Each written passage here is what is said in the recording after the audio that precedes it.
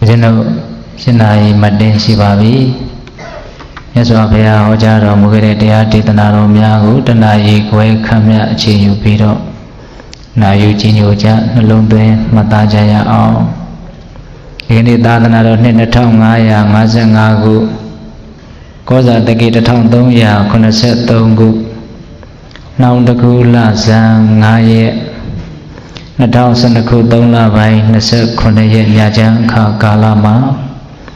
mà nơi đây thì ta chỉ biết u luyện nhiều chỉ tạo giống gì giờ nào con đã tới đam mê dùng đồ tuyên mà xây dựng trên ba đấy tất cả giống gì đam mê đàn na phơi mà chỉ mua trên ba đấy bây giờ tôi áo về đam mê tập mà thì cái này đam mê đàn na lưu xem nhà sẽ trả đấy quay lòng tôi mi ba nhà à Giêsu Kitô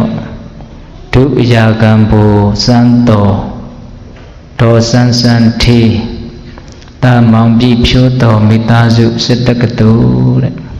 phiêu gì lưu xem nhà gà rồi mà miêu miêu su mà tu su tê giác quật bây giờ nó along đó we are with up chú cha để cụ đồ xem nhà yo cụ đồ xem bao nuôi ya xây công xây đana công này của chỉ khám pi đó thì cái nàyဖြစ်bỏ lại để để avoid đam mê tập mà bây giờ bao từ đó công nu nhớ xóa phía hỗ trợ rồi mua cái để đi tận nào nhà của này chỉ nhiều quen nhà cha đấy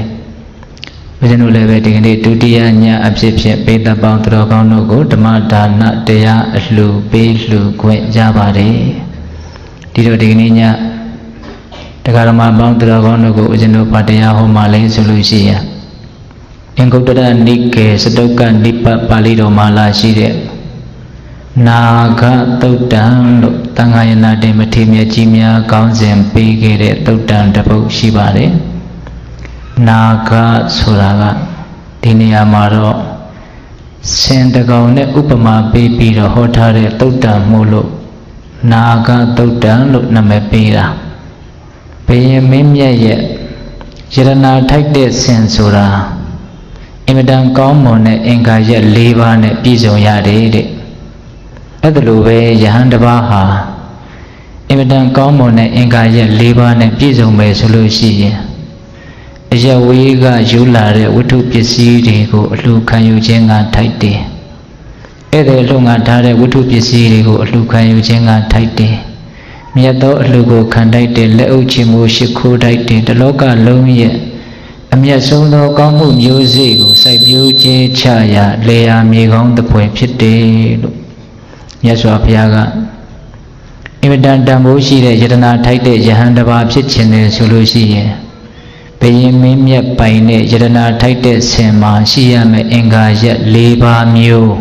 အဲ့ဒီယဟန်မှာရှိရမယ်တဲ့ပြီးတော့ဒီကနေ့တရားဓမ္မပေါင်းသူတော်ကောင်းတို့ကယဟန်တော်တွေမဟုတ်ကြပေမဲ့လို့မိမိတို့လည်းပဲအဲ့ဒီယတနာထိုက်တဲ့ဆင်ကြီးမှာရှိတဲ့အင်္ဂါရက်၄ပါးအဲ့ဒီအင်္ဂါရက်၄ပါးပုံစံပေါ့လေမိမိတို့တန်တာမှာရှိမယ်ဆိုရင်မိမိတို့လည်းပဲတန်ဖိုးရှိတဲ့ယရနာထိုက်တဲ့အဖိုးတန်တဲ့လူတစ်ယောက်ဖြစ်မှာပါဒါကြောင့်ပေသက်ပေါင်းတော်ကောင်းတို့တရားဓမ္မတွေကိုနာကြားကြတာရဲ့ရည်ရွယ်ချက်ကိုကမြတ်စွာဘုရားဟောကြားခဲ့တဲ့တရားတော်တွေကိုတတ်နိုင်သမျှလိုက်နာကျင့်သုံးပြီးတော့မိမိတို့ရဲ့ဘဝကိုတန်ဖိုးရှိတဲ့ရှိအောင်တန်ဖိုးရှိခြင်းနဲ့လူတစ်ယောက်ဖြစ်ခြင်းလို့ဒီနေရာကိုလမ်းပြီးတော့တရားလာနာကြတာလို့ဦးဇင်းကတော့အဲ့လိုယုံကြည်ပါတယ်ဒီကမာကြီးတွေဟုတ်ရလားအေးဆိုကြပါစို့ဒီလူကသိတန်ဖိုးမရှိပါဘူးကွာလို့ပြောရင်ဘယ်သူမှမကြိုက်ဘူးဟုတ်လားဒီလူကတော့လူအဖိုးတန်ဟေးလို့ပြောမယ်ဆိုရင်တော့အဖိုးတန်တာမတန်တာအပါထားသဘောကျမှာကတော့သိကြတယ်ဟုတ်လားအဲ့ဒီတော့လူတွေရဲ့အတွင်းစိတ်ထဲမှာကိုဟာတန်ဖိုးရှိတဲ့လူတစ်ယောက်ဆိုတာကိုတော့အင်မတန်ခံယူခြင်းတယ်ဟုတ်ရဲ့လားအဲ့တော့ဒီကနေ့ညတန်ဖိုးရှိတဲ့လူသားတစ်ယောက်ဖြစ်အောင်ဒီသုတ်တံမှာမြတ်စွာဘုရားဥပမာပေးပြီးတော့ဟောထားပုံကလေးကိုနာယူကြည်ညိုပြီးတော့မိမိတို့ရဲ့ဘဝကိုကောင်းတဲ့ကောင်းအောင်ကြိုးစားပြီးတော့တန်ဖိုးရှိတဲ့ရှိအောင်ဆောင်ရွက်နိုင်ကြစေဖို့လို့စိတ်ရည်တန်ပြီးတော့ဦးဇင်းတို့ဒီတရားလေးကိုဟောမှာပါဒါကြောင့်တရားကောင်းစဉ်ကို တန်ဖိုးရှိတဲ့လူလို့အဲ့ဒါလို့ဦးဇင်းတို့ပေးပါမယ်ဟုတ်လားအေးစတင်ပြီးတော့နာယူကြည်ညိုကြရအောင်ဒီတရားတော်ကိုမဟောကြားသေးခင်မနာကြသေးခင်မှာတရားတော်အလုံးကိုဟောကြားတော်မူခဲ့တဲ့ဘုရားရှင်ကိုတော်မြတ်ရဲ့အင်မတန်အေးချမ်းကြည်လင်တော်မူတဲ့မဟာကရုဏာကိုသိစေရာတရားလုံးစုံကိုသိတော်မူမြင်တော်မူတဲ့တပ္ပညုတဉာဏ်ဒီဟုသောပညာကိုထိုမဟာကရုဏာကိုပညာကိုနှစ်ပါးစုံတို့ဖြင့်ပြည့်စုံတော်မူတဲ့ဘုရားရှင်ကိုတော်မြတ်ကိုယုတိမြတ်တို့ရှိခိုးပူဇော်ကြအောင်စို့အလုံးလက်အုပ်ကလေးတွေချီးပြီးတော့အာယုံပြုရအောင်ကရုဏာတိတလဟရယပညာပိဇောတဝိဟတမောဟဓမ္မံသာနရမရလောကကရုံတိတုကတံဂတိဝိမုဒ္ဒံကရုဏာတိတလဟရယမဟာကရုဏာတော်ဖြင့်အေးမြသောစိတ်နှလုံးလည်းရှိတော်မူပါပေထသောပညာပိဇောတဝိဟတမောဟဓမ္မံအရဟတမတိဟုသောအယောင်အလင်းဖြင့်ဝိဇ္ဇာတိဟုသောမိုက်မောင်ကိုဖယ်ခွာတော်မူပြီးထသောသာနရမရလောကကရုံလူနတ်မြမတတဝနန္ဒတို့ဤကြောင့်ဒီတန်တို့အလေးကလူပြုရာတဆူရီသောဆရာသခင်လည်းဖြစ်တော်မူပါဝေထသောဂတိဝိမုဒ္ဒံဒေဝမနုဿာနိရယနှင့်ပေတတရိစ္ဆာလာယအရှိငါတန်သောဂတိတို့မှလိထိုသဖြင့်ကင်းလွတ်တော်မူပြီးထသောဒုက္ကတံတတဝါတို့အားအကျိုးများကြောင့်ဟုတ်မှန်သောစကားကောင်းမူသာမြတ်ဆိုတော်မူပါပေထသောဗုဒ္ဓံသစ္စာလေးရတရားမြတ်ကိုလက်ပေါ်တင်လာဗရမ ्या ကဲ့သို့ပြတ်သားထင်သိမြင်ပေတဖျားရှင်ကိုယ်တော်မြတ်ကြီးကိုမေယံတရားဟောပုဂ္ဂိုလ်တရားနာပုဂ္ဂိုလ်ခေါ်ဆိုပညတ်ပရမမမူယုံနာနှဖျားဖြစ်ကြပါသောဘုရားတပည့်တော်တို့သည်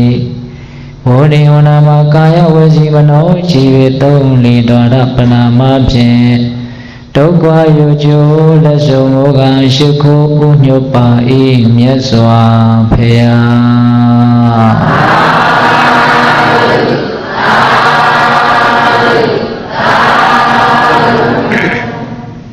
တန်ဖိုးရှိတဲ့လူတဲ့စတင်ပြီးတော့နာယူကြည်ညိုကြရအောင်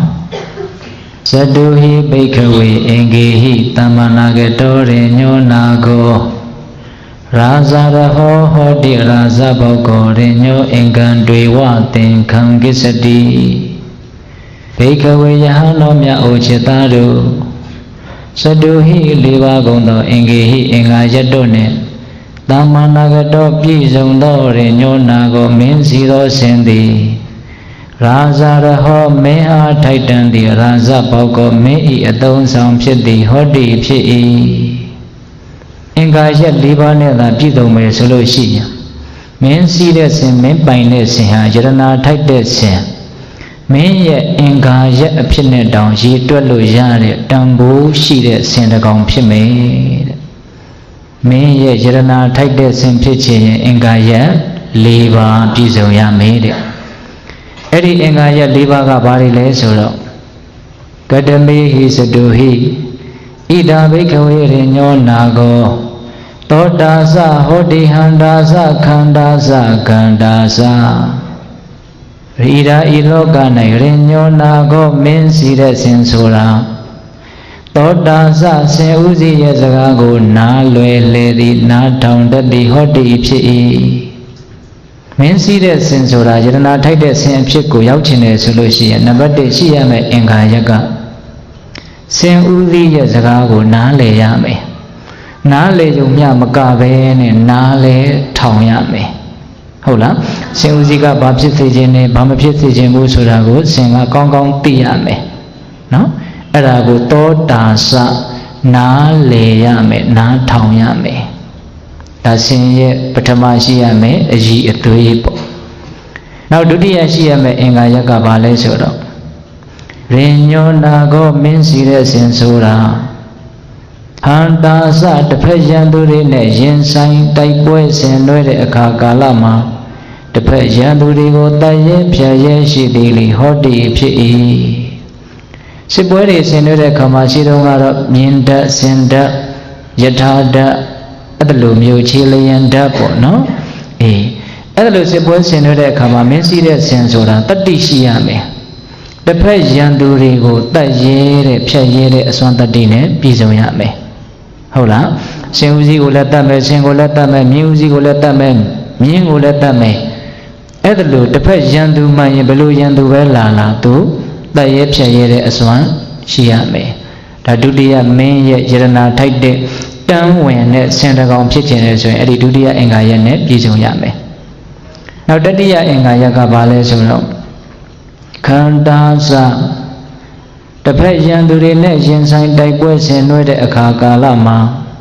ဒီခံနိုင်ဒီခန္ဓာရည်ရှိသည်ဟောတိဖြစ်၏ခန္ဓာရည်ရှိရမယ်ဒီခံတဲ့သဘောရှိရမယ်တစ်ဖက်ရန်သူတွေကလည်းအယုတ်မဟုတ်ဘူးသူတို့ကလည်းသူတို့အစွမ်းရှိတဲ့လောက်ပြန်လဲပြီးတော့ပြစ်ခတ်ထုတ်ပုတ်အမျိုးမျိုးတိုက်ခိုက်မှာပဲအဲ့ဒါကိုကတတ္တိမရှိဘဲနဲ့ကြောက်လန့်ပြီးတော့ခန္ဓာရည်မရှိလို့မရဘူးတချို့စင်တွေဆိုလို့ရှိရင်နဲ့တစ်ဖက်ရန်သူတွေရဲ့ညာတံပေးတဲ့အတန်တွေစစ်စီစစ်မောင်းတန်တွေကြားရင်သူကြောက်လန့်ပြီးတော့ထွက်ပြေးတာတစ်ဖက်ရန်သူရဲ့အလံတွေတလွဲ့လွဲ့အဲ့ဒါလိုမြင်ရရင်လည်းသူကြောက်လန့်ပြီးတော့ပြေးတာအဲ့ဒါတွေကိုသိခံနိုင်ရမယ်မကြောက်ရဘူးနော်ပြီးတော့ရင်ဆိုင်တိုက်ပွဲဆင်နွှဲတဲ့အခါမှာလေးနဲ့မြားနဲ့လည်းပြစ်မှာပဲလှမ်းနဲ့လည်းပြစ်မှာပဲဓာတ်နဲ့လည်းခုတ်မှာပဲအဲ့ဒါတွေကိုလည်းပဲဒီစင်ကြီးဟာသိခံနိုင်တဲ့သဘောခန္ဓာရည်ရှိတဲ့သဘောရှိရမယ်တဲ့သုံးချက်ရှိပြီနော်နောက်ဆုံးပြည့်စုံရမယ်၄ခုမြောက်အင်္ဂါရက်ကဘာလဲဆိုတော့ရေညောနာကောမင်းစီတဲ့ဆင်ဆိုတာကန္တာစဆင်ဥစည်းကသွားစေခြင်းဒီရှိတော့ရောက်ဖူးသည်ဖြစ်စေမရောက်ဖူးသည်ဖြစ်စေသွားရလာရတဲ့တတ္တိအထုနဲ့ပြည့်စုံသည်ဟောတိဖြစ်၏ဆင်ဥစည်းကဒီနေရာသွားဆိုလို့ရှိရင်တွန့်နေမှာမဟုတ်သွားချလိုက်မှာပဲဟုတ်လားဟိုနေရာသွားဆိုရင်လည်းသွားလိုက်မှာပဲသူရောက်ဖူးတာတွေမရောက်ဖူးတာတွေစဉ်းစားမနေဘူးဟုတ်လားအဲ့ဒါလို့အရက်ဒေတာနဲ့ပတ်သက်ပြီးတော့သူ့မှာဘာမှစိုးရွံ့နေမှာမဟုတ်ဘူးနောက်တွန့်နေမှာမဟုတ်ဟုတ်လားအဲ့ဒါလိုမျိုးသွားရဲလာရဲတဲ့တတ္တိရှိရမယ်တဲ့အင်္ဂါရက်ဘယ်နှပါလဲ၄ပါးအဲ့ဒီအင်္ဂါရက်၄ပါးနဲ့သာပြည့်စုံပဲဆိုရင်ဒီဆင်ဟာယတနာထိုက်တဲ့ဆင်ရိညောအင်္ဂံတွေဝသင်္ခံကိစ္စတိတဲ့မင်းရဲ့အင်္ဂါအစိတ်အပိုင်းလို့တောင်ရည်တွက်ခြင်းကိုရောက်တယ်တဲ့အဲ့ဒါတော့တန်ဖိုးရှိသွားတာပေါ့နော်အဲ့တော့မင်းရဲ့ဆင်မှာရှိရမယ့်အင်္ဂါရက်၄ပါးသောတာစနာထောင်တရားမယ်ဟုတ်လားဟန္တာစတတ်ရဲဖြတ်ရဲတဲ့အစွမ်းရှိရမယ်ခန္တာစသိခံနိုင်တဲ့သဘောခန္ဓာရည်ရှိတဲ့သဘောရှိရမယ်နော်ကန္တာစသွားရဲလာရဲတဲ့တတ္တိအထုရှိရမယ်ဘယ်နှပါလဲ၄ပါးအဲ့ဒီဆင်မှာရှိမဲ့အင်္ဂါ၄ပါးမျိုးယဟန်တစ်ပါးမှာရှိမဲ့ဆိုရင်အဲ့ဒီယဟန်ဟာလည်းပဲအာဟုနေယပါဟုနေယဒက္ခိနေယအင်္ဇလိကရဏီယအနုတ္တရံပုညခိတံလောကတဆိုတဲ့ဂုဏ်နေနဲ့ပြည့်စုံသွားတယ်အဲ့ဒီဂုဏ်တွေရဲ့အကြောင်းကိုဏိဒမ်းပိုင်းတုန်းကအချင်းချုပ်ပြောခဲ့ပြီနော်အဲ့ဒီတော့အဲ့ဒီအင်္ဂါရက်၄ပါးမျိုးကိုယဟန်တော်တွေမှပြည့်စုံအောင်ဖြည့်နိုင်တာလားဆိုတော့မဟုတ်ပါဘူးဒကာကြီးဒကမာကြီးတွေလည်းပဲမိမိတို့တန်ဖိုးထားတယ်စိတ်ဝင်စားတယ်ဆိုလို့ရှိရင်အဲ့ဒီအင်္ဂါရက်၄ပါးမျိုးပြည့်အောင်ဖြည့်လို့မရဘူးလားရတယ်တနည်းတစ်ပုံအားဖြင့်အဲ့ဒီအင်္ဂါရက်၄ပါးနဲ့ပြည့်စုံအောင်ကိုစူးစမ်းပြီးတော့တည်ဆောက်မယ်ဆိုလို့ရှိရင်ကိုလည်းပဲတန်ဖိုးရှိတဲ့ယတနာထိုက်တဲ့တန်းဝင်တဲ့လူဖိုးတန်တယောက်ပေကြပေါက်ဖြစ်မယ်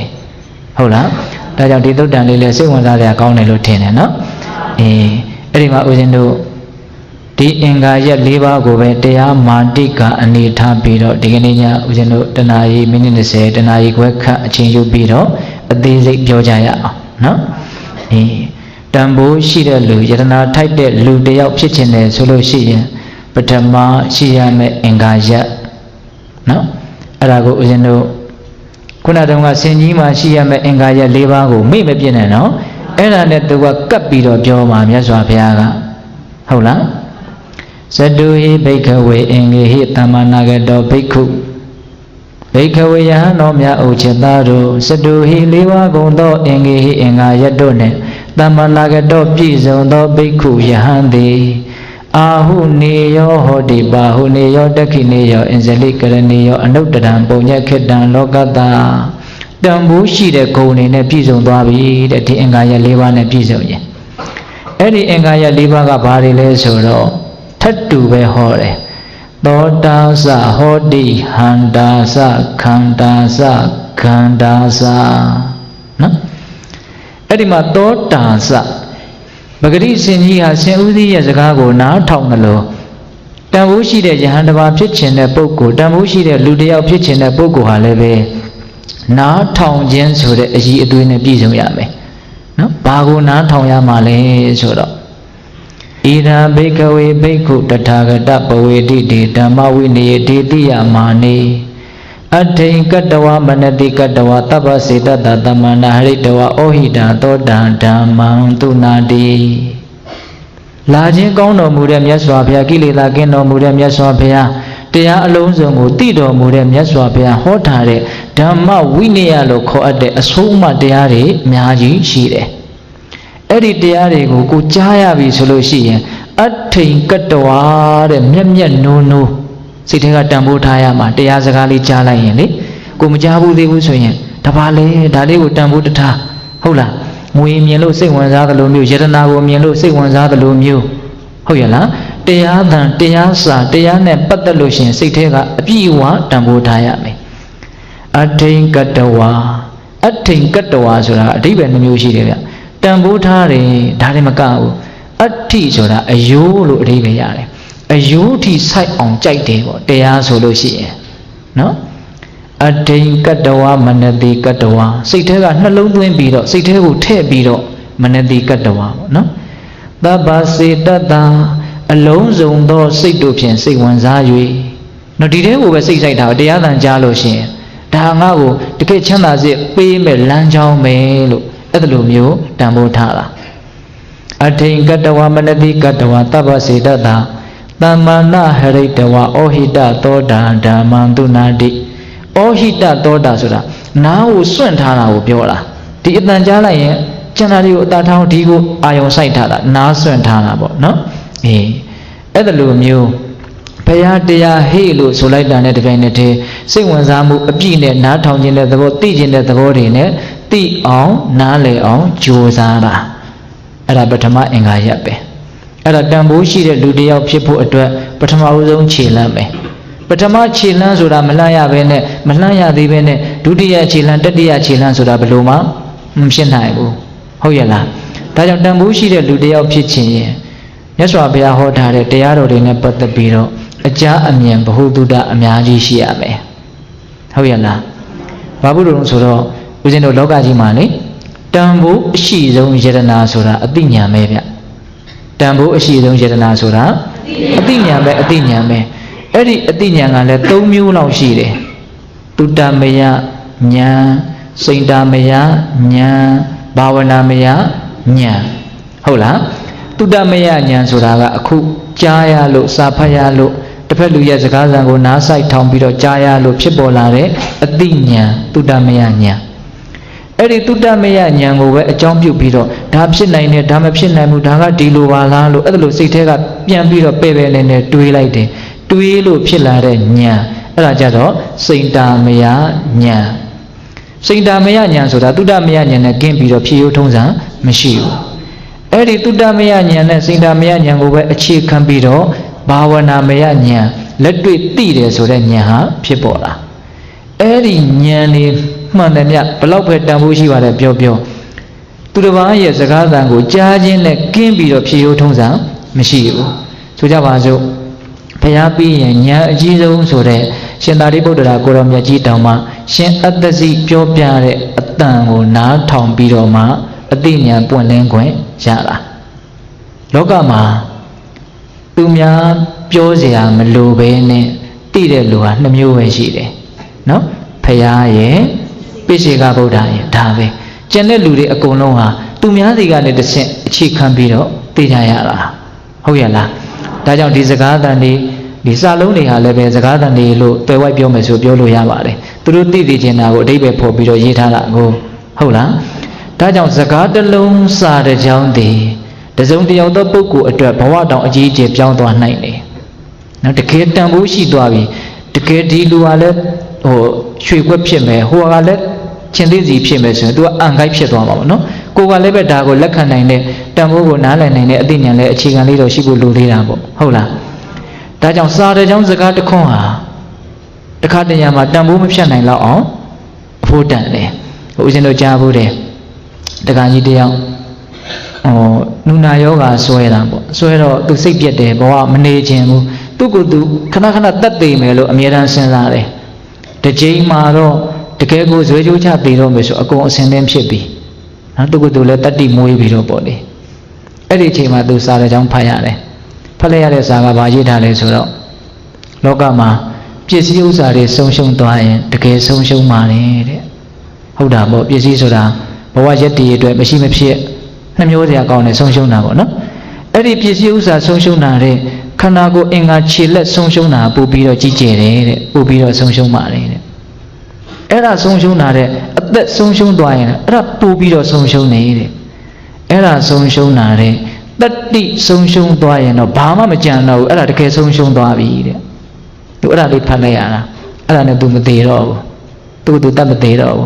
းဘာလို့တတိကိုအဆုံးရှုံးခံပါလဲဘယ်လိုအခြေအနေမျိုးမဆိုရင်ဆိုင်နိုင်ရတဲ့တတိရှိရမယ်အရှိကိုလက်ခံနိုင်ရတဲ့တတိရှိရမယ်ကိုအမဲဖြစ်နေတာယူဘာလို့အဖြူလို့ကိုယ်စိတ်ကိုလှည့်စားနေမှလဲဟုတ်လားအဲ့လိုမျိုးအရှိကိုလက်ခံရရင်တတိဆိုတာတူဖြစ်လာတာနော်အဲ့ဒါနဲ့သူတတိရှိပြီးတော့ကြိုးစားတာနောက်စာတွေဘာတွေလေးလာလိုက်စားပြီးတော့နောက်သူများရေးဖို့ဘေးရင်ကျန်းတွေစာတွေဘာတွေတောင်ရေးနိုင်တဲ့အဆင့်ကိုရောက်တယ်အဲ့ဒီတခါကြီးက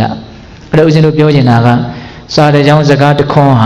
တခါတခါမှတန်ဖိုးဖြတ်လို့မရဘူးလူတယောက်ရဲ့ဘဝကိုပြောင်းလဲသွားစေနိုင်တယ်အပူကနေအေးကိုပြောင်းခြင်းလေဒီစကားခွန်းလေးတွေကိုအခြေခံပြီးတော့ပြောင်းရတာဗျနော်အရှုပ်ကနေအရှင်းကိုပြောင်းခြင်းလေဒီတရားကနေဖြတ်တန်းပြီးတော့ကူးရတာဒီစကားသံနော်ဒီတရားစံကိုပြောတာနော်ဦးဇင်းတို့အင်္ဂုလိမာလဆိုရင်လူတိုင်းသိပါတယ်ဟုတ်လားအင်္ဂုလိမာလအကြောင်းလူတိုင်းသိတယ်နော်နောက်ဆုံးမြတ်စွာဘုရားကိုမြင်တော့ဒါယဟန်ပဲဟလာဒါကိုငါတတ်မယ်ဒီယဟန်ကငါဒီနားမှာရှိနေတာကိုတော့မကြောက်ဖဲနဲ့လာတယ်ဆိုတော့သူ့ကိုငါတတ်မယ်ဆိုပြီးတော့လိုက်တာပဲသူကဆင်ကိုတောင်ကြားကိုတောင်ချင်းသေးကိုတောင်မလွတ်အောင်သူလိုက်နိုင်တယ်လို့ဆိုတယ်သူ့ရဲ့အစွမ်းကလည်းပဲအဲ့ဒါလိုက်တော့မြတ်စွာဘုရားကသူမမီအောင်တကူအစီရင်ကိုစီရင်တယ်အဲ့ဒါလို့စီရင်တော့သူအော်တယ်ငါဆင်မြောင်ကိုတော့အမိဖမ်းနိုင်တယ်ကြားကိုတော့အမိဖမ်းနိုင်တယ်ဒီယဟန်ကိုငါဘာလို့အမိမဖမ်းနိုင်လဲအဲ့ဒါနဲ့မောလာတော့သူခဏရက်လိုက်တယ်သူရက်နေတဲ့အချိန်မှာမြတ်စွာဘုရားတော့ပုံမှန်သွားတယ်လို့မျိုးသွားနေတာပေါ့အဲ့တော့သူကရက်နေတဲ့အချိန်မှာလှမ်းပြီးတော့អော်လိုက်တယ်ယဟန်ကြီးရက်ပါယဟန်ကြီးရက်ပါဆိုတော့မြတ်စွာဘုရားနောက်လှည့်ပြီးတော့ပြောတယ်တဲ့ငါရက်နေတယ်မင်းသာမရက်တာအဲ့ဒီတော့အင်္ဂုလိမာလာစဉ်းစားတယ်ငါရက်ပြီးတော့ပြောနေတာဒါပေမဲ့ငါ့ကိုမရက်ဘူးလို့ပြောတယ်သူကပုံမှန်သွားနေတာသူ့ကိုယ်သူတော့ရက်တယ်လို့ပြောတယ်ဒါဘာအဓိပ္ပာယ်လဲပေါ့အဲ့ဒီမှာသူကယဟန်ကြီးတဲ့တာကိမေမင်းသားယဟန်နေဆိုတာအသက်ပင်သေတော်လည်းပဲလိန်ညာတဲ့စကားကိုမပြောဘူးလို့ကြားဘူးတယ်ပေါ့ဘာဖြစ်လို့လိန်ပြောတာလဲပေါ့ကျုပ်ရက်နေတယ်ကျုပ်ကဘာကြောင့်သွားတယ်လို့ပြောတယ်လေအရှင်ဟာသွားနေတယ်ဘာကြောင့်ရက်နေတယ်လို့ပြောတယ်လေအဲ့ဒီမှာမြတ်စွာဘုရားကအင်္ဂုလိမာလာတဲ့ငါကဘဝတန်တရားမှာမကောင်းတာတွေအကုန်လုံးပယ်ပြီးဖြစ်တဲ့အတွက်ကြောင့်ရှစ်ဆက်သွားရမရှိတော့ဘူးတဲ့ဒါကြောင့်ငါရက်တည်မှုရပြီတဲ့ငါရက်နေတာသင်သာလည်းမကောင်းမှုအကုသိုလ်ဒုစရိုက်တွေမကောင်းတာတွေလုပ်ပြီးတော့ဘဝတန်တရားမှာဒုက္ခလမ်းကြောင်းပေါ်မှာမမောနိုင်မပန်းနိုင်ပြေးလွှားရလက်တန့်ဖြစ်လို့သင်သာလည်းမရက်တဲ့သူအင်မတန်လေးနဲ့တယ်တော့ဒါကြောင့်လူတယောက်အိန္ဒိယနဲ့ရက်နေနိုင်တယ်ဆိုတာလွယ်တဲ့ကိစ္စမဟုတ်လားအဲ့ဒီအတန်ကိုကြားရတော့အင်္ဂုလိမာလာကပင်ကိုကညံရှိတယ်လို့ဆိုတော့သဘောပေါက်တယ်သဘောပေါက်တော့မှန်တယ်တဲ့ဒါမှန်တယ်အဲ့ဒါနဲ့ဒါအောက်လွတ်ချတယ်နော်လွတ်ချပြီးမြတ်စွာဘုရားရှိလက်အုပ်ချပြီးတော့ယဟန်အဖြစ်ရှင်အဖြစ်ကိုတောင်းတာပဲအဲ့ဒီကစသူ့ဘဝလုံးဝပြောင်းလဲမသွားဘူးလားလုံးဝပြောင်းလဲသွားတာဟိုကဘယင်ကစစ်တက်ချီပြီးတော့သူ့ကိုနှိမ်နှင်းဖို့အဲ့ဒီနေ့မှာပဲထွက်လာတာအဲ့ဒီနေ့မှာပဲကပ်ပြီးတော့သူယဟန်ဖြစ်တယ်အေဟိဘိက္ခုယဟန်ဖြစ်တယ်ထားပါတော့အင်္ဂုလိမာလာအကြောင်းပြောရင်ဆုံးမှာမဟုတ်ဘူးနော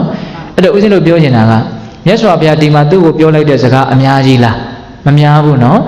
ငါရက်နေတယ်သင်သာမရက်တာသိဝင်သားတရားလည်းကောင်းတယ်အဲ့ဒီစကားသံကိုအကြောင်းပြုပြီးတော့သူအတိညာလင်းသွားတာအတိညာလည်းလင်းသွားတော့ ရှစ်ဆက်ဘလို့သွားမလဲဆိုတာသူကောင်းကောင်းသိသွားတာပေါ့နော်ခုတကအမားတို့ဦးဇင်းတို့ပုရုဇဉ်တွေဆိုတာကအသိဉာဏ်ကအခါတိုင်းလင်းတာမဟုတ်ဘူးအဲ့တော့ကိုရှောက်မဲ့လမ်းကိုကိုကောင်းကောင်းမြင်ရတာမဟုတ်ဘူးနော်ကိုရှောက်မဲ့လမ်းကိုကိုကောင်းကောင်းမမြင်ရဘူးမမြင်ရတော့အလွဲတာတွေချော်တာတွေမျိုးမျိုးဖြစ်နိုင်တာပေါ့တိုင်ထားပါတော့အဲ့ဒါလိုမျိုးဘဝလမ်းကြောင်းကိုမတိမ်ဆောင်းသေးဖို့အတွက်အသိဉာဏ်တည်းဟူသောအလင်းရောင်ဟာမရှိမဖြစ်မလိုအပ်ဘူးလားလိုအပ်တယ်အဲ့ဒီအသိဉာဏ်တည်းဟူသောအလင်းရောင်ဒီတရားတန်တည်းဟူသောအတန်နဲ့ကင်းပြီးတော့မရနိုင်ဘူးဟုတ်ရဲ့လားဒါကြောင့်နားထောင်ဖို့ဘလောက်အရေးကြီးတယ်လဲဆိုတာပေါ်လာပြီနော်ဒါကြောင့်ဘိန္ဒပေါင်းသူတော်ကောင်းတို့တန်ဖိုးရှိတဲ့လူတစ်ယောက်ဖြစ်ခြင်းနဲ့ဆိုရင်ပထမရှိရမယ့်အရေးအသွေးတွေမြတ်စွာဘုရားရဲ့တရားစကားတရားအတန်တရားအဓိပ္ပာယ်တွေကိုအများကြီးကြားဖို့နာဝရှိတဲ့လိမ္မာကျွမ်းကျင်တဲ့ပုဂ္ဂိုလ်ဖြစ်ရမယ်ဟုတ်ရဲ့လားအဲ့ဒါပထမအင်္ဂါရက်ဟုတ်လားဒါစင်ကြီးမှာရှိတဲ့ပထမအင်္ဂါရက်နဲ့နှိုင်းယှဉ်ပြီးတော့ပြောတာနော်နောက်စင်ကြီးမှာရှိရမယ့်ဒုတိယအင်္ဂါရက်တဲ့ဆက်သွားကြရအောင်ဒုတိယအင်္ဂါရက်ကမှတ်မိသေးလားတတ်ရဲဖြတ်ရဲတဲ့အစွမ်းရှိတယ်တစ်ဖက်ရန်သူတွေနဲ့ရင်ဆိုင်တိုက်ပွဲဆင်နွှဲလာတဲ့အခါမှာရန်သူကိုညှာတဲ့သဘောသူမရှိဘူးဟုတ်တာပေါ့ရန်သူကိုညှာရင်ရန်သူကကိုယ့်ကိုအသေးသက်သွားမှာပေါ့ရန်သူဆိုတာရဲ့အဓိပ္ပာယ်ကိုကမတတ်ရင်သူကတတ်မှာကိုကသူ့ကိုမနှိပ်စက်ရင်သူကကိုယ့်ကိုနှိပ်စက်မှာညှာလို့သူ့ကိုမရဘူးဒါသဘောတဘာဝဒီတိုင်းပဲရှိတယ်အဲ့ဒီလိုပဲတဲ့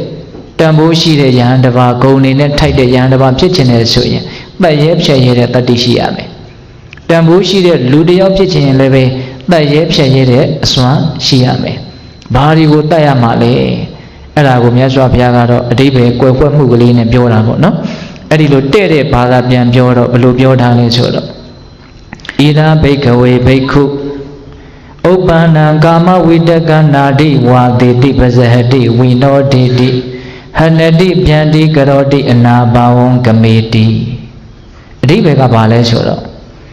မိမိရဲ့တန်တန်မှာကာမဂုဏ်အာယုန်တွေနဲ့ပတ်သက်ပြီးတော့လူချင်းမမောတဲ့အတွေးတွေကာမဝိတ္တနော်အဲ့ဒီလိုကာမဝိတ္တတွေဖြစ်လာရင်အဲ့ဒါကိုစိတ်ထဲမှာလက်မခံရဘူးတဲ့အဲ့ဒါကိုဖယ်နိုင်အောင်ကြိုးစားရမယ်အဲ့ဒါကိုခွာနိုင်အောင်ကြိုးစားရမယ်အဲ့ဒါကိုဖြစ်ပေါ်မလာအောင်တားဆီးရမယ်ကာမဝိတ္တနောက်ပြီးတော့ဗျာပါဒဝိတ္တတစ်ဖက်လူရဲ့ပုံမှာမကြည်မနှက်တဲ့စိတ်တွေအခြေခံပြီးတော့တွေးနေတာပေါ့ပြစ်မှားတဲ့သဘောတွေပေါ့နော်နောက်ဝိဟိန္ဒဝိတ္တညှင်းဆဲလို့တဲ့သဘောသူကြတော့ပြစ်မှားတဲ့စိတ်တွေမကဘူးသူ့ကိုဆင်းရဲအောင်ငါဘယ်လိုပြောလိုက်ရမလဲဘယ်လိုလုပ်လိုက်ရမလဲဆိုတဲ့အဆင့်ကိုသူကရောက်သွားပြီဝိဟိန္ဒဝိတ္တပေါ့နော်ဝိတ္တဘယ်နှမျိုးလဲ၃မျိုးအဲ့ဒီကာမဝိတ္တဗျာပါဒဝိတ္တဝိဟိန္ဒဝိတ္တတွေဖြစ်ပေါ်လာလို့ရှိရင်မိမိတန်တမှာလက်သက်မခံမဲနဲ့ဖယ်ရှားနိုင်အောင်ကြိုးစားခြင်းဒီပင်လေအဲ့ဒါတတ်ရဲဖြစ်ရတဲ့တတိတဲ့ဟုတ်လားဏိဂုံးကျုံမှာဟောထားသေးတယ်ဥပ္ပါနုပ္ပန္နံပါပကံအကုသလံဓမ္မနာတိဝါတိတိဖြစ်တိုင်းသောအကုသိုလ်မှန်သမျှလို့အဲ့လိုချုပ်ပြီးတော့ပြောသွားတာနော်ဒီဝိတ္တ၃ပါးတွေမကဘူးနော်ဘယ်လိုအကုသိုလ်မျိုးကိုမဆိုဖယ်ရှားရဲတဲ့ဖြစ်ပေါ်ခွင့်မပေးအောင်ကြိုးစားတဲ့အစွမ်းရှိရမယ်အဲ့ဒါဒီပင်လည်းတတ်ရဲဖြစ်ရဲတဲ့တတိပဲဘာဖြစ်လို့လဲဆိုတော့သူဟာယံသူဖြစ်နေလို့ဟုတ်ရဲ့လားကာမဝိတ္တဗျာပါဒဝိတ္တဝိဟိန္ဒဝိတ္တမကောင်းမှုအကုသိုလ်မှန်သမျှသည်တရားဓမ္မတို့ဥစဉ်တို့အတွက်အဲ့ဒါပါလေယံသူပဲယံသူဆိုလို့ရှိရင်ကိုယ့်ရဲ့ကောင်းကျိုးချမ်းသာကိုဆောင်ခြင်းပေးပါမလားမပေးဘူးကိုအကျိုးမဲ့ကိုဒုက္ခရောက်ဖို့ကိုဆင်းရဲဖို့ပဲသူကလုပ်မှာကိုနဲ့သူနဲ့ဟာအမြဲတမ်းဆန့်ကျင်ဘက်နေရာမှာရှိတယ်ကိုကကိုတိတ်ကောင်းစေခြင်းနဲ့ချမ်းသာစေခြင်းနဲ့သူတို့ကအဲ့ဒါနဲ့ပြောင်းပြန်အနေထားကိုရောက်အောင်ဖန်တီးလိုက်မယ်ဟုတ်လားအလိုဆန္ဒတွေကြီးလာမယ်ဆိုရင်ကိုဖြစ်ချင်တာကအဖြူဆိုရင်သူကအမဲလုပ်လိုက်မယ်ဒါကြောင့်သူ့ကိုရန်သူနေရာမှာထားတာမကြည်နပ်မှုဒေါသတွေဖြစ်ပေါ်လာလို့ရှိရင်ကိုဖြစ်ချင်တာနဲ့ဆန့်ကျင်ဘက်ကိုအဲ့ဒီဒေါသကမဖြစ်အောင်လုပ်လိုက်နေဗျာကိုဖြစ်ချင်တာကဘာလဲအဲ့ဒါမဖြစ်အောင်လုပ်မှာပဲအဲ့ဒီဒေါသကဟုတ်လားအဲ့ဒါလိုပဲအကုသိုလ်မှန်သမျှသည်မိမိဖြစ်ချင်တဲ့ရချင်တဲ့ကောင်းကျိုးနဲ့ချမ်းသာကိုမရအောင်မိမိမရချင်တဲ့အကျိုးမဲ့နဲ့ဆင်းရဲကိုရအောင်သူတို့လုပ်လိုက်မယ်ဒါကြောင့်သူတို့ကိုအမိတ္တာ မိတ်ဆွေမဟုတ်ဘူးအဲ့ဒါယန္တုတဲ့တပ္ပတ္တာအင်မတန်ကြောက်စရာကောင်းတဲ့ယန္တုတဲ့မြတ်စွာဘုရားဦးဇင်းတို့ဒေသနာတော်အသီးသီးမှာဟောထားတာတွေရှိပါတယ်ဒေသနာတော်တစ်ခုမှဆိုရင်ဘယ်လောက်ထိဟောထားလဲဆိုတော့ဦးဇင်းတို့ကောသလမင်းကြီးကမြတ်စွာဘုရားကိုလျှောက်တယ်ဗျအရှင်ဘုရားတဲ့ဘယ်လိုတရားတွေတန်တမိမိတန်တမှာဖြစ်လာပြီဆိုလို့ရှိရင်အကျိုးမဲ့မှာလဲစင်စင်ရဲရဲနေရမှာလဲမသက်မသာနေရမှာလဲတဲ့အဲ့လိုမေးတာပြီးတော့မြတ်စွာဘုရားကအလိုဆန္ဒတွေမိမိတန်တမှာဖြစ်လာရင်မကျင့်တတ်မှုတွေမိမိတန်တမှာဖြစ်လာရင်တွေးဝေမိုင်မဲမှုတွေမိမိတန်တမှာဖြစ်လာရင်အဲ့ဒီပုဂ္ဂိုလ်ဟာတဲ့စင်စင်ရဲရဲနေရတော့မယ်မသက်မသာနေရတော့မယ်အကျိုးမဲ့ခြင်းတရားတွေနဲ့နေရတော့မယ်လို့ဟောပြီးတော့မြတ်စွာဘုရားဂါထာလေးတစ်ပုဒ်ဟောတယ်အဲ့ဒီဂါထာလေးကအဓိပ္ပာယ်အင်မတန်ကောင်းတယ်ဗျလောဘောဒေါသောဇမောဇပုရိတံပါပစေတတံဟိန္တံတိအတ္တတံဘုဒ္ဓတဇတာရံဝတံဖလံအဓိပ္ပာယ်ကဘာပြောတာတော့ဆိုတော့ပုဂ္ဂိုလ်တဦးတယောက်ရဲ့တန်တမှာအလိုဆန္ဒတွေမကျေနပ်မှုတွေတွေးဝေမိုင်မဲမှုတွေဖြစ်လာပြီဆိုရင်တဲ့ဝါပင်ဟာဝါသီးတီးလိုက်ရတယ်လို့မျိုးအဲ့ဒီဝါသီးဟာအဲ့ဒီဝါပင်ကိုတတ်ဖို့အတွက်တီးတာဟုတ်ရဲ့လားပေတတိជីတတာဆိုတာလည်းကြားဦးတယ်နော်အဲ့ဒီအသီးအဲ့ဒီကိုဝင်ဒီသူတို့ကိုတတ်ဖို့ပဲအတ္တတို့မြင်းရဲ့ကိုဝင်ဒီအတ္တတို့မြင်းကိုတတ်ဖို့ပဲဟုတ်ရဲ့လားအဲ့ဒါလိုပဲဝါသီးကျူသီးအခွန်လျင်အနှစ်ရှိတဲ့အပင်လို့ပြောတယ်ကျူပင်ရဲ့အသီးဟာလည်းကျူပင်ကိုတတ်ဖို့ငပြောပင်ရဲ့အသီးဟာလည်းပဲငပြောပင်ကိုတတ်ဖို့အဲ့ဒါလိုပဲလောဘဒေါသမောဟအစရှိတဲ့အကုသိုလ်တရားတွေဖြစ်လာတာဆိုတာအဲ့ဒီတတ္တဝါကိုအသေးတတ်ဖို့အတွက်ဖြစ်လာတာတနည်းအားဖြင့်တော့သေသည်တည်တာပေါ့ဟုတ်လားဒါပေမဲ့စဉ်းစားတရားတစ်ခုတော့ရှိတယ်ဒီစကားကလေးလေးနက်နက်ရှင်းပြမယ်ဆိုရင်ရှင်းတရားတွေရှိတယ်တရားဓမ္မတို့ဥစဉ်တွေဒီမှာလောဘဒေါသမောဟကတော့ဖြစ်နေတာပဲဒါပေမဲ့ဒီပြောတော့အခုငုတ်တုတ်သွားလာပြော့ဆိုနေတာမသေးပါလားမေးတယ်မရှိဘူးလားရှိတယ်သေတယ်ဆိုတာ2မျိုးရှိတယ်ဗျဟုတ်လားတုံကနေလဲပြီးတော့အသက်ထွက်သွားတဲ့သေခြင်းက1မျိုးပေါ့ဗျအဲ့ဒါကတော့လူတိုင်းသိတာပေါ့နော်နောက်ထပ်သေခြင်း1မျိုးရှိသေးတယ်အဲ့ဒါကဘာလဲဆိုတော့သူတော်ကောင်းသက်သေတာပြိတ္တိဘာသေတယ်သူတော်ကောင်းသက်သေတာသူတော်ကောင်းကြီးရဲ့အသက်ဆိုတာဘာလဲဆိုလို့ရှိရင်ဟိရိဩတ္တပမကောင်းတာလိုအပ်မှပြောရမှတွေးရမှကိုရှက်တဲ့သဘောဒါရှက်เสียလို့သူနားလေတယ်ဟုတ်လားမကောင်းတာလိုအပ်မှပြောရမှတွေးရမှကိုကြောက်တဲ့သဘောဒါဟာနောက်တစ်ချိန်မှာဆင်းရဲဒုက္ခကိုဖြစ်စေမှဖြစ်တဲ့အတွက်ကြောင့်ဒါကြောက်เสียလို့လက်ခံတယ်အဲ့ဒါလို့ရှက်တဲ့သဘောကြောက်တဲ့သဘောကိုသူတော်ကောင်းတို့ရဲ့အသက်လို့ခေါ်တယ်နော်အလိုဆန္ဒတွေဖြစ်လာပြီမကျေနပ်မှုတွေဒေါသတွေဖြစ်လာပြီဆိုရင်အဲ့ဒီသူတော်ကောင်းသက်တည်တော့တာပဲပြီးတဲ့ဒေါသဖြစ်လာရင်မဟုတ်တာတွေပြောဖို့ရှက်သေးလားမရှက်တော့ဘူးပြောရဲတယ်တော့လူကြားထဲလည်းပြောရဲတယ်တော့ဟုတ်လားအရှက်မဲ့သွားပြီဘာဖြစ်လို့အရှက်မဲ့သွားတော့ဒေါသတွေကြီးတာဟုတ်လောဘတွေကြီးရင်ကိုအရှက်မမဲ့ဘူးလားမဲ့လေပို့လို့တောင်မဲ့တဲ့သေးတယ်ဗျလောဘသိကြီးတဲ့လူကဟုတ်လားနော်တဘာဝကြမှာမကြမှာမစင်သားတော့ဘူးအတင်းနင်းကံပြီးတော့စွတ်ပြီးတော့ရချင်နေတော့တာလေဟုတ်လားအဲ့ဒီတော့လောဘဒေါသတွေဖြစ်လာရင်သူတော်ကောင်းတက်သေးတယ်ဆိုတာရှင်းတယ်မို့လားရှင်းတယ်ဒါသူတော်ကောင်းတက်သေးခြင်းပေါ့နောက်ထပ်ပဂတိအသက်သေးခြင်းဆိုတာကိုလည်းပဲဒီအတိတ်တပည့်တွေကိုဝင်အောင်ပြောလို့ရတယ်ဆိုကြပါစို့လောဘဒေါသမောဟတရားတွေဖြစ်လာလို့ရှိရင်နောက်ထပ်ဘဝတစ်ခုဆိုတာတေချာပေါက်ရမယ်နော်ဘဝတွေဟာဘာကြောင့်ရတယ်လဲဆိုရင်အဲ့ဒီကိလေသာတရားတွေကြောင့်ရတာဘဝကိုချမ်းသာလို့လွယ်လွယ်မမထင်တာကအဝိဇ္ဇာမောဟပေါ့နော်ဟုတ်တယ်နော်အဲ့ဒီအဝိဇ္ဇာမောဟဖြစ်လာလို့ရှိရင်ကောင်းတယ်ဆိုရင်လူကျင်ကြစို့ဆိုတော့တဏှာလောဘမဖြစ်ဘူးလားအဲ့ဒီအဝိဇ္ဇာနဲ့တဏှာကိုတန်တရားရဲ့ရှင်သန်ရေးအတွက်ရေသောမြစ်ကြီးနှစ်ချောင်းလို့မပြောဘူးလားပြောတယ်အဝိဇ္ဇာနဲ့တဏှာနော်မကောင်းတဲ့တရားတွေနော်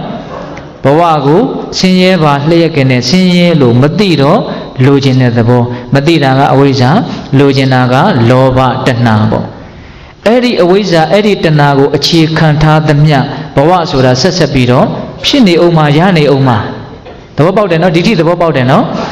အဲ့လိုဘဝတွေဆက်ဆက်ပြီးတော့ရနေရင်ယာတိုင်းသောဘဝသည်သေခြင်းဖြစ်လာတဲ့အဆုံးသတ်ရတယ်အဲ့ဒါဘယ်သူညင်းနိုင်တော့ဘယ်သူမှမညင်းနိုင်ဘူးဟောနည်းနည်းတော့လိပ်ပတ်လေတော့မယ်နော်အဝိဇ္ဇာနဲ့တဏှာဖြစ်ရင်ဘဝဖြစ်မယ်ဘဝဖြစ်ရင်သေရမယ် အဲ့တော့သေတယ်ဆိုတာအဲ့ဒီအဝိဇ္ဇာနဲ့တဏှာကြောင့်သေရတာဒါနည်းနည်းလေးတစ်ခွက်ကြော်ပြီးတော့ပြောလိုက်တာပေါ့နော်အဝိဇ္ဇာနဲ့တဏှာဖြစ်ရင်ဘဝဖြစ်မယ်ဘဝဖြစ်ရင်သေရမယ်ဘုခက်တာကတရားဓမ္မတို့ဦးဇင်းတို့တွေကသေရမှာတော့အင်မတန်ကြောက်တယ်ဗျနော်သေရမှာဘယ်လောက်ထိကြောက်တုံးတချို့များဆိုရင်သေရမှာကြောက်လို့သေသွားတာရှိတယ်သေရမှာကိုသေရမလောက်ကြောက်တယ်ဟုတ်လားဦးဇင်းကြားဘူးသေးတယ်နိုင်ငံခြားမှာစမ်းကြတာလေသေတံကြတဲ့လူတယောက်ကိုမျက်နာကိုအုပ်ပြီးတော့မင်းကိုလေပင်ဖြတ်ပြီးတော့တတ်မှာတင်တုံးသားနဲ့လေပင်လှီးပြီးတော့တတ်မှာတကယ်အမိန့်ချတာတကယ်လည်းထင်တာပေါ့သူကဒါပေမဲ့သူ့ကိုတကယ်လှီးတဲ့အခါကျတော့ပြတ်အောင်မလှီးဘူးအပေါ်ရန်လေးတင်လှီးတာဒါပေမဲ့သွေးလိုစစ်ပြစ်ပြစ်အရာတွေချပြီးတော့မင်းကိုတတ်နေပြီအဲ့လိုလှီးပြီးတော့မျက်နာကိုဖွင့်ကြည့်တော့တကယ်အသက်မရှိတော့လေပင်မပြတ်ဖဲနဲ့သေတာနော်သေမှကြောက်လို့သေတာခုတကယ်ဓမ္မတို့ဦးဇင်းတို့တွေကသေမှာကိုတော့သေမတတ်ကြောက်တယ်ဒါပေမဲ့ဘဝကိုကြတော့ကြောက်ရကောင်းမှမသိဘူးဘဝကိုမကြောက်သေးသမျှကလပ်ပတ်လုံးသေခြင်းကိုဘလောက်ကြောက်အဲ့ဒီသေခြင်းနဲ့တွေ့ကိုတွေ့ရမယ်ဟုတ်ရလားအဲ့တော့မိမိကြောက်တဲ့သေခြင်းသည်ဘဝကြောင့်ဖြစ်တယ်အဲ့ဒီဘဝသည်အဝိဇ္ဇာနဲ့တဏှာကြောင့်ဖြစ်တယ်အဲ့ဒီတော့အဝိဇ္ဇာတဏှာအစရှိတဲ့မကောင်းတဲ့စိတ်တွေဖြစ်ရတာဟာသေသည်တီးတာလို့ပြောတာမှန်ဗျာမှန်တယ်မနှဲရှင်းပြရတယ်ဒကမာကြီးတွေနော်ဒါကြောင့်ပထမအဆင့်ကမကောင်းတဲ့စိတ်တွေဖြစ်လာပြီဆိုရင်သူတော်ကောင်းတဲ့သေတတ်တယ်ဒုတိယကတော့ဘဝတွေဆက်ဖြစ်တဲ့အကြောင်းကိုလှုပ်သောအဖြစ်ဘဝတိုင်းသေတဲ့အကြောင်းကိုလှုပ်ရရောက်တဲ့အတွက်ကြောင့်အဲ့ဒါလည်းသေအောင်ကြိုးစားနေတာ ਨੇ အတူတူပဲဟုတ်ရလားဒါကြောင့်ဒီမကောင်းတဲ့စိတ်တွေဆိုတာရန်သူမှုလို့ကိုအသေးတတ်တာဟုတ်လားအဲ့ဒါကိုကညှားနေမယ်ဆိုလို့ရှိရင်သူမသေးသေးသမျှကိုသေးပေးရမယ်သူမသေးသေးသမျှကိုသေးပေးရမယ်ဒါကြောင့်တန်ဖိုးရှိတဲ့လူအဖို့တန်တဲ့လူတယောက်ဖြစ်ချင်ရင်အဲ့ဒီမကောင်းတဲ့အကုသိုလ်အဲ့ဒီစိတ်တွေကိုအသေးတတ်ရမယ်အ ਨੇ ဆုံးတော့လက်သင့်မခံနိုင်အောင်ကြိုးစားရမယ်လက်သင့်မခံရအောင်ကြိုးစားရမယ်ဒါကလည်းပဲမိမိကိုမိမိနိုင်မှဖြစ်တာနော်ဟုတ်ရလားမိမိကိုမိမိနိုင်အောင်ကြိုးစားရတာဒီထဲမှာဖြစ်ပေါ်လာတဲ့တရားကိုနှိပ်ကွပ်နိုင်တာပေါ့ဟုတ်ရလားအဲ့ဒါလိုမျိုးလောဘဒေါသမောဟနဲ့တိုက်ပွဲဆင်နွှဲပြီးတော့ကိုကသူ့ကိုပယ်ရှားနိုင်တယ်အနိုင်ယူနိုင်တယ်ဆိုရင်အဲ့ဒါအောင်နိုင်ခဲ့တဲ့စစ်ပွဲကိုအနိုင်ရတာတဲ့တကယ်ကတော့တရားဓမ္မတို့ဦးဇင်းတို့ရဲ့ခန္ဓာကိုယ်ဟာစစ်တလင်းကြီးပါပဲနော်ဒကမာကြီးများစစ်တလင်းပဲဒီမှာဓမ္မနဲ့အာဓမ္မတစ်ဖက်စီနေရာယူပြီးတော့အမြဲတမ်းပြစ်ခတ်ထိုးပုတ်ပြီးတော့တိုက်ပွဲဝင်နေကြတာနော်များသောအားဖြင့်တော့အာဓမ္မကပဲအနိုင်ရတာများတယ်သိကြလားသိကြပါဗျာဒါပေမဲ့အာမငယ်နဲ့အာဓမ္မတို့ရဲ့နိုင်ခြင်းသည်အပိသက်နိုင်ခြင်းဆိုတာဘယ်တော့မှမရှိဘူးနော်အကုသိုလ်ကကုသိုလ်ကိုအပိသက်နလန်မထူနိုင်အောင်အမြဲတမ်းအမြင့်ပြတ်တတ်တယ်ဆိုတာထုံးစံမရှိဘူးဓမ္မကအာဓမ္မကိုနိုင်ပြီဆိုရင်တော့အဲ့ဒါကအမြင့်ပြတ်တတ်တယ်တဲ့ပြောရရင်တော့အကုသိုလ်ဆိုတာအသက်ခံရမယ့်တရားအပေခံရမယ့်တရားကုသိုလ်ဆိုတာတတ်တဲ့တရားပယ်တဲ့တရားအဲ့ဒါအားတော့အင်မတန်ရှိတရားကောင်းတယ်ဟုတ်လားဆိုကြပါစို့ဦးဇင်းတို့တောတပတ္တိမဉ္ဇဉ်ဘုံဉဏ်ရပြီဆိုရင်ဒိဋ္ဌိနဲ့ဝိသိကိစ္စဒီအပိသက်သေပေးရတယ်တန်တရားတစ်လျှောက်လုံးနောင်ဘယ်သောအခါကာလမှာဖြစ်ခွင့်မရှိတော့ဘူးဟုတ်ရဲ့လားဒါကြောင့်မလို့ကိုကအခိုက်အတန့်အဖြစ်ရှုံးနေပြီမလို့ကိုတကယ်စွမ်းလို့အစွမ်းထုတ်ပြီးတော့တတ်မယ်ဆိုရင်အဲ့ဒီအကုသိုလ်တွေကအပိသက်သေပေးရတယ်ဟုတ်လားဒါပေမဲ့ခက်နေတာကသူတို့အပိသက်မသေးသေးခင်မှာကိုခဏတိုင်းအသက်ခံနေရတာတော့ခက်တာပေါ့ဒကမာကြီးများဒါကြောင့်မို့လို့ခန္ဓာကိုယ်ဒီဥသောစစ်တလင်းမှာမိမိတို့ရဲ့ဘက်ကအနိုင်ရအောင်ကြိုးစားဖို့မလိုဘူးလားလိုတယ်အဲ့ဒါလို့အနိုင်ရအောင်ကြိုးစားလို့နိုင်ပြီဆိုရင်တော့အဲ့ဒါမြတ်သောအောင်နိုင်ခြင်းတဲ့ဒါကိုဦးဇင်းတို့ဓမ္မပဒပါဠိတော်မှာမြတ်စွာဘုရားဟောထားတာလေးရှိတယ်ယောသဟတံသဟသေနာသင်္ဃာမေမာနုသေစိနေဧကင်္စာဇေယမတ္တနာသဝေသင်္ဃာမဇုတ်တမောယောအကျင့်ပုဂ္ဂိုလ်သည်မာနုသေလူတို့ကိုသဟတံသဟသေနတတံအရေအတွက်ရှိသောမာနုသေလူတို့ကိုဇိနေအနိုင်ရရာဤအောင်မြင်ရာဤလူတယောက်စွမ်းလုံးလို့လူပေါင်းတသန်းကိုသူတယောက်ထဲနဲ့နိုင်တယ်စစ်မြေပြင်မှာလူတသန်းကိုသူတယောက်ထဲနဲ့နိုင်တယ်ဒါကတယောက်ပေါ့နော်နောက်တယောက်ကတော့အဲ့လိုမဟုတ် Ekinsa zeya matana Ekinsa zeya matana adana mimiko ekan tejimya zeya aunaya I Koko tejim lau pen nai nai de Ludi au garo no Edlo tejim de kamya mimiko anaya de luga Kuna donga lu tatango anaya de lu te pupiro nyate de tawe tengama sautamo Eri luga ma Ông tu đã cả thêm nhất đấy, ông nhìn nhé xin là ông nhìn này lú, nhớ sao phải được họ là, không vậy là, đã trong bây giờ bao tuổi ông nu, đang đây ya sẽ bảo khăn này ya bị rồi, em nhớ là bị này ra gì, đi lo bắt đầu ta mua đi u đó dân tu có, mimi đâu cả, mất đất này đâu, mimi đâu cả, bị ra, đã đang đây ya sau ya để anh đi thà bỏ nó, đi biết số bằng bảo mà lấy về. Tu ra con để tì bì à chuyện gì, ấy đi à rồi cô mất đất này luôn tì bì lấy à la, không vậy là, đại giáo dân du cô tì đất này bu số đấy gì ở đây hà lệ về gì mà chỉ vô là gì chỉ đấy, đại giáo mình đôi tan đam mà con để xây đất đi, mình đôi nấu bò mà con để ấp đi, mình đôi lép bò mà con để lâu đi, phép bò mè chăn nhẹ, ta si này bu, phê sa này bu, chú gia chuyện am chuyện Đàm bố chỉ để lưu điều phía áo lưu trái mà không vậy là ở đây uzen đồ lưu điều gì tôi anh khai xếp nó nó bị rồi tất địa sinh gì mà si mẹ anh khai xếp ở đây vào đấy tí khăn này để tập vô khăn này gì si để tập vô nó tất cả điều là khuy thì cháu bị vào vậy nó không là tất địa si mẹ gì thì sẽ bị rồi chỉ cho không là Ira bhikkhave bhikkhu khamo hoti Tidata unata sikesaya pipadaya Danta magata vada dabatari dabatan patanam Durudanam duragadanam vasana patanam Upananam tririkana vedananam dukkanam tivanam karanam kadukanam Atadana amanapanam panaka zati ko hoti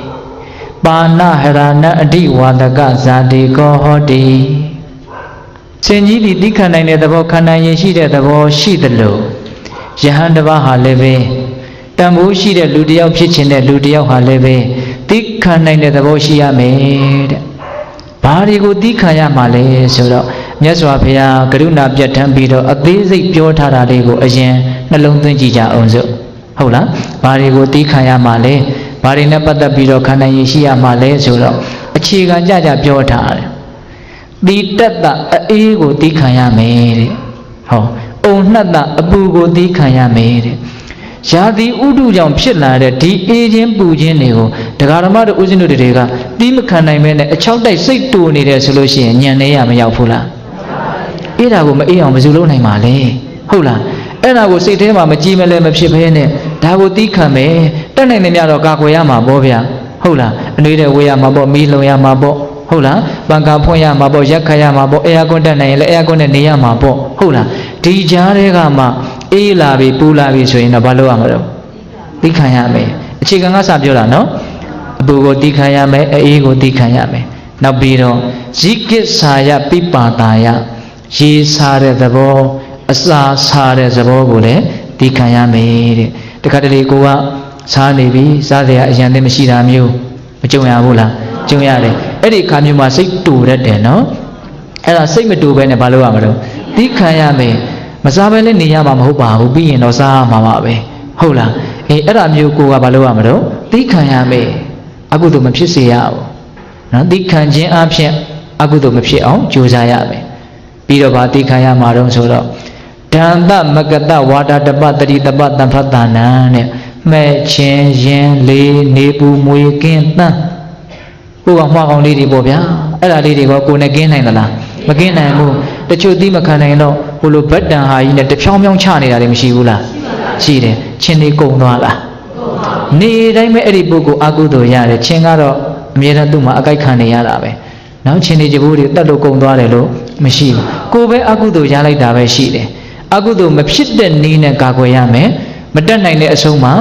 သိခံရမယ်တခါတယောက်ဆိုရင်ဥစဉ်ကိုဘယ်လောက်ထိရှောက်ဘူးလို့ဆိုရင်ချင်းတက်ရင်အကုသိုလ်မဖြစ်ဘူးတဲ့ချင်းတက်ရင်ကုသိုလ်တောင်ဖြစ်နိုင်နေတယ် ဒါကသူ့အယူဆပေါ့ဗျာဟုတ်လားဒကမာကြီးတွေကြိုက်မလားတော့မသိဘူးဘာလို့ဆို तू ကဘာပြောဆိုချင်းတကောင်ကတ်ရင်လည်းငှက်ဖျားဖို့တွေဘလောက်ဖြန့်လိုက်တာတဲ့အဲ့ဒါတွေကိုကာကွယ်တားဆီးရရောက်တယ်ဒါကြောင့်ချင်းတက်ရင်ကုသိုလ်ရတယ်တဲ့အဲ့လိုပြောတာပဲ तू ကတော့ဦးဇင်းတို့ကတော့လက်မခံပါဘူးဟုတ်လားလက်မခံပါဘူးလက်ခံလို့ပြောတာမဟုတ်တတ္တဝါတွေဆိုတာအကြိုက်စရိုက်အမျိုးမျိုးရှိတဲ့အကြောင်းကိုပြောပြတာဒီနေရာမှာမြတ်စွာဘုရားဘယ်လိုပြောထားတော့ဒီပိုးကောင်မွားကောင်လေးတွေနဲ့ပတ်သက်ပြီးတော့သိခံရမယ်စဉ်းစားကြည့်နော်ချင်းတွေကိုကြီးစိတ်မတိုးနဲ့ကြဘိုးတွေကြီးကိုစိတ်မတိုးနဲ့ကိုယ်ခန္ဓာကိုယ်ကြီးကသူတို့အစာဖြစ်နေတာဘလောက်စိတ်ပြည့်စရာကောင်းလဲအဲ့ဒါဘယ်သွားထားမလဲပြဿနာတစ်ခုဖြစ်လာပြီဆိုရင်တစ်ဖက်သေးကြောင့်ဘယ်တော့မှပြဿနာမဖြစ်ဘူးနှစ်ဖက်ဆိုတာရှိတယ်သဘောပေါက်လားဘာလို့ကိုကသူ့အစာဖြစ်နေတော့သူတို့ကြိုက်တဲ့သွေးသားတွေဘာလို့ဖြစ်နေတော့ဟုတ်လားအဲ့တော့ကိုယ်ခန္ဓာကိုယ်ကြီးကတန်တုံးတန်ခဲဖြစ်နေလို့ချင်းကလာကြိုက်လိုက်ပါဆိုလို့မကြိုက်ပါဘူးဟုတ်ရလားအဲ့တော့သူ့ကြီးအပြစ်မတင်နဲ့ကို့မှာလည်းတာဝန်မกินဘူးအပြစ်တော့မဟုတ်ဘူးပေါ့ဗျာအပြစ်လို့ပြောမယ်ဆိုတော့ခန္ဓာကြီးဖြစ်အောင်လုပ်တာကောဆိုတာဒါအပြစ်လို့မြတ်စွာဘုရားဟောထားတာလည်းရှိပါတယ်ဘဝခန္ဓာရအောင်လုပ်နေခြင်းဒီအကြီးဆုံးအပြစ်သင့်ခြင်းပဲလို့ဟောထားတာရှိတယ်ဟုတ်ရလားထားပါတော့အဲ့ဒါလို့နီးလေးတွေနဲ့တွေးပြီးတော့ခန္ဓာရည်ရှိအောင်သိခံနိုင်အောင်မကြိုးစားသင့်ဘူးလားကြိုးစားသင့်တယ်တချို့လူတွေကလေတိတ်ပြီးတော့ဒေါသစရိုက်ကြီးတော့သိခံခြင်းရဲ့အရာတာကိုအဲ့ဒီလူတွေမြည်ဆန်းခွင့်မရှိဘူးနော်သိခံခြင်းဟာခက်ခဲသလောက်အင်မတန်အကျိုးကြီးတယ်ထားပါတော့အဲ့တော့ဦးဇင်းတို့အခြေခံလေးတွေကစပြောနေတာနော်အပူကိုအေးကိုဆာလောင်မှုသိခြင်းကိုပုံမွားလေးတွေရဲ့ဓာန်ကိုဟုတ်လားဘာလို့ရမလဲသိခံရမယ်နောက်ပြီးတော့တဖြည်းဖြည်းနဲ့ခက်တဲ့အပိုင်းကိုရောက်လာပြီနော်ဒုဒုဒါနံဒုရာကဒါနံဝဆနပဌာနံပတ်ဝန်းကျင်ကကိုယ့်ကိုမုန်းလို့ပြောလာတဲ့မလိုတဲ့စကားတွေဟုတ်လားဒါမှမဟုတ်ရင်လည်းပဲမုန်းလို့တော့မဟုတ်ဘူးတကယ်ကိုထင်လို့မို့အထင်လွဲပြီးတော့တကယ်ထင်လို့မို့ကိုပြောလိုက်တာအဲ့ဒါလို့ကိုယ့်ရဲ့နားထဲကိုမကောင်းသဖြင့်ရောက်လာတဲ့စကားအသံတွေမရှိဘူးလားရှိတယ်အဲ့ဒါတွေကိုတားနိုင်လာ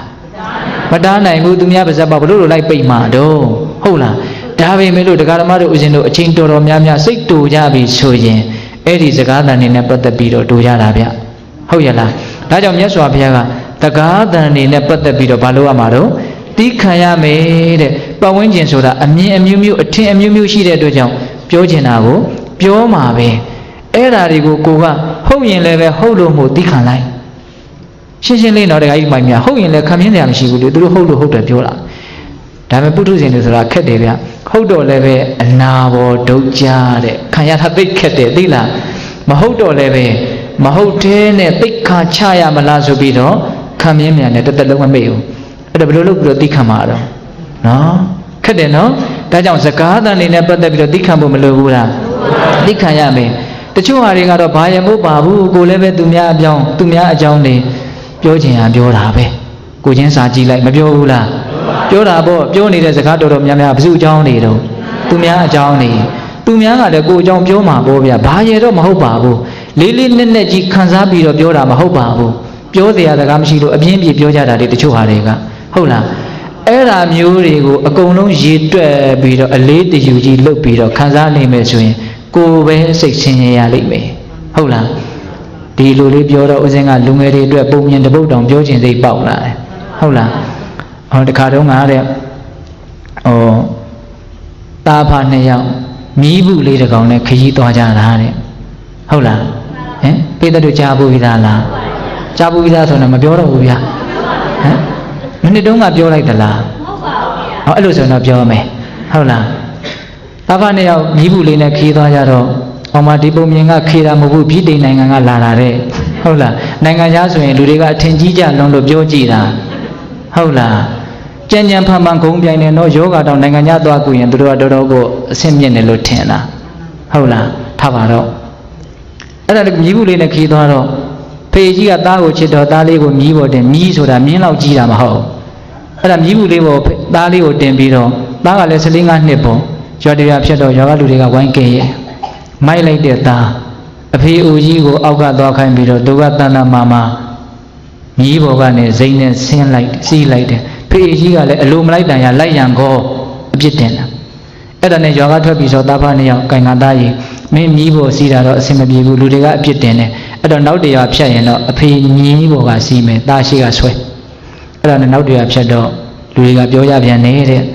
နာကျင်နာမှုမရှိတဲ့ဖအေးကြီးပဲသားကလေးကိုရှေ့ကနေဆွဲခိုင်းပြီးတော့သူကမြည်ပေါ်ကစီးတယ်ပေါ့ဟုတ်လားအဲ့ဒါနဲ့ရွာထွက်တော့သားဖနှစ်ယောက်တိုင်ပင်ရပြန်ပြီမင်းစီးတာလည်းအဆင်မပြေဘူးကွာငါစီးတာလည်းအဆင်မပြေဘူးကွာအဲ့ဒီတော့နောက်တရွာဆိုလို့ရှိရင်တော့တို့သားဖနှစ်ယောက်စလုံးတက်ပြီးတော့စီးရစို့ဆိုပြီးတော့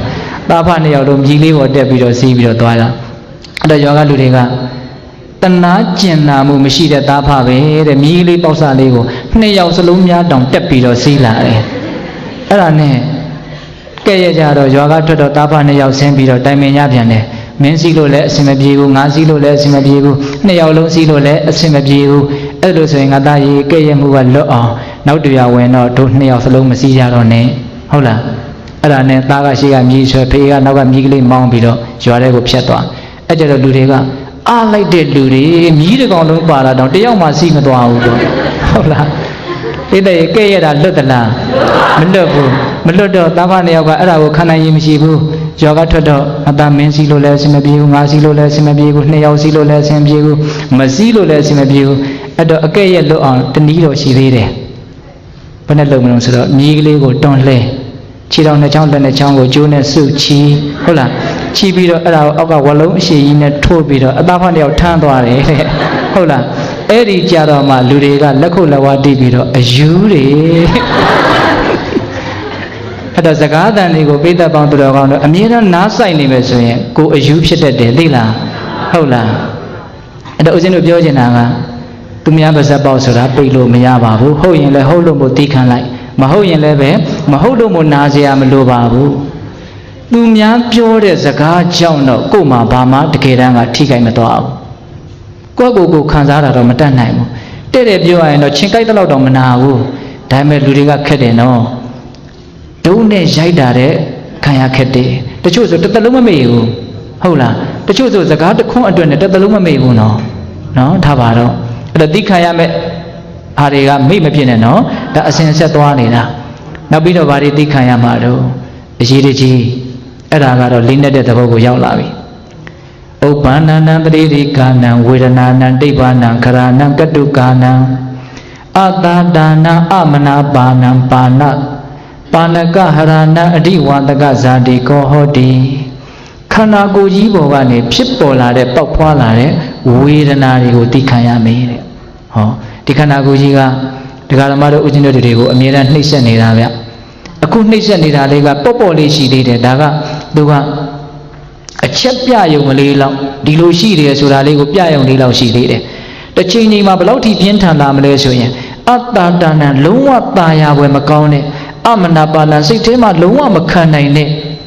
နော်ပါဏဟရဏအသက်ကိုတောင်နှုတ်ယူသွားနိုင်တဲ့ယောဂဝေဒနာတွေတရားပေါဖြစ်လာမှာနော်တခါကြီးဒီမှာကြီးများဘယ်ကနေဖြစ်လာမှာတော့ဒီခန္ဓာကိုယ်ကနေဖြစ်လာမှာအဲ့ဒါဘယ်သူမှမတားနိုင်ဘူးမြတ်စွာဘုရားလည်းမတားနိုင်ဘူးကိုမျက်နှိုးလုံးလို့ရကျင်လုံးလို့ရအောင်လှုပ်ထားတဲ့ခန္ဓာကိုယ်ကြီးကနေပေါက်ဖွာလာတာဟုတ်ရဲ့လားဘယ်သူကမှကိုယ့်ကိုအတင်းအကျပ်ပေးထားတာမဟုတ်အဲ့တော့ဒကာဓမ္မတို့ဦးဇင်းတို့ခန္ဓာကိုယ်ဆိုတာကနှစ်ပေါင်းများစွာခိုင်းလာတဲ့မောင်းလာတဲ့စက်တလုံးလို့ချွေရင်းချက်တွေကတဖြည်းဖြည်းနဲ့ဘာဖြစ်လာမလို့များလာမယ်အဲ့ဒီချွေရင်းချက်တွေများလာလေအဲ့ဒီချွေရင်းချက်တွေကကျုပ်တို့ချွေရင်းနေပါပြီဆိုတာကိုဝေဒနာတရက်အနေနဲ့ခန္ဓာကိုယ်ကိုအတိပေးတာပါပဲတကယ်တမ်းကတော့ဟုတ်ရလားနော်အမြဲတမ်းသူတို့အလုံးလုံးနေတာနော်ဆိုကြပါစို့ဦးဇင်းတို့ဒီနှလုံးဆိုလို့ရှိရင်1မိနစ်အတွင်းမှာအချိန်ပေါင်းများစွာသူညှစ်ပြီးတော့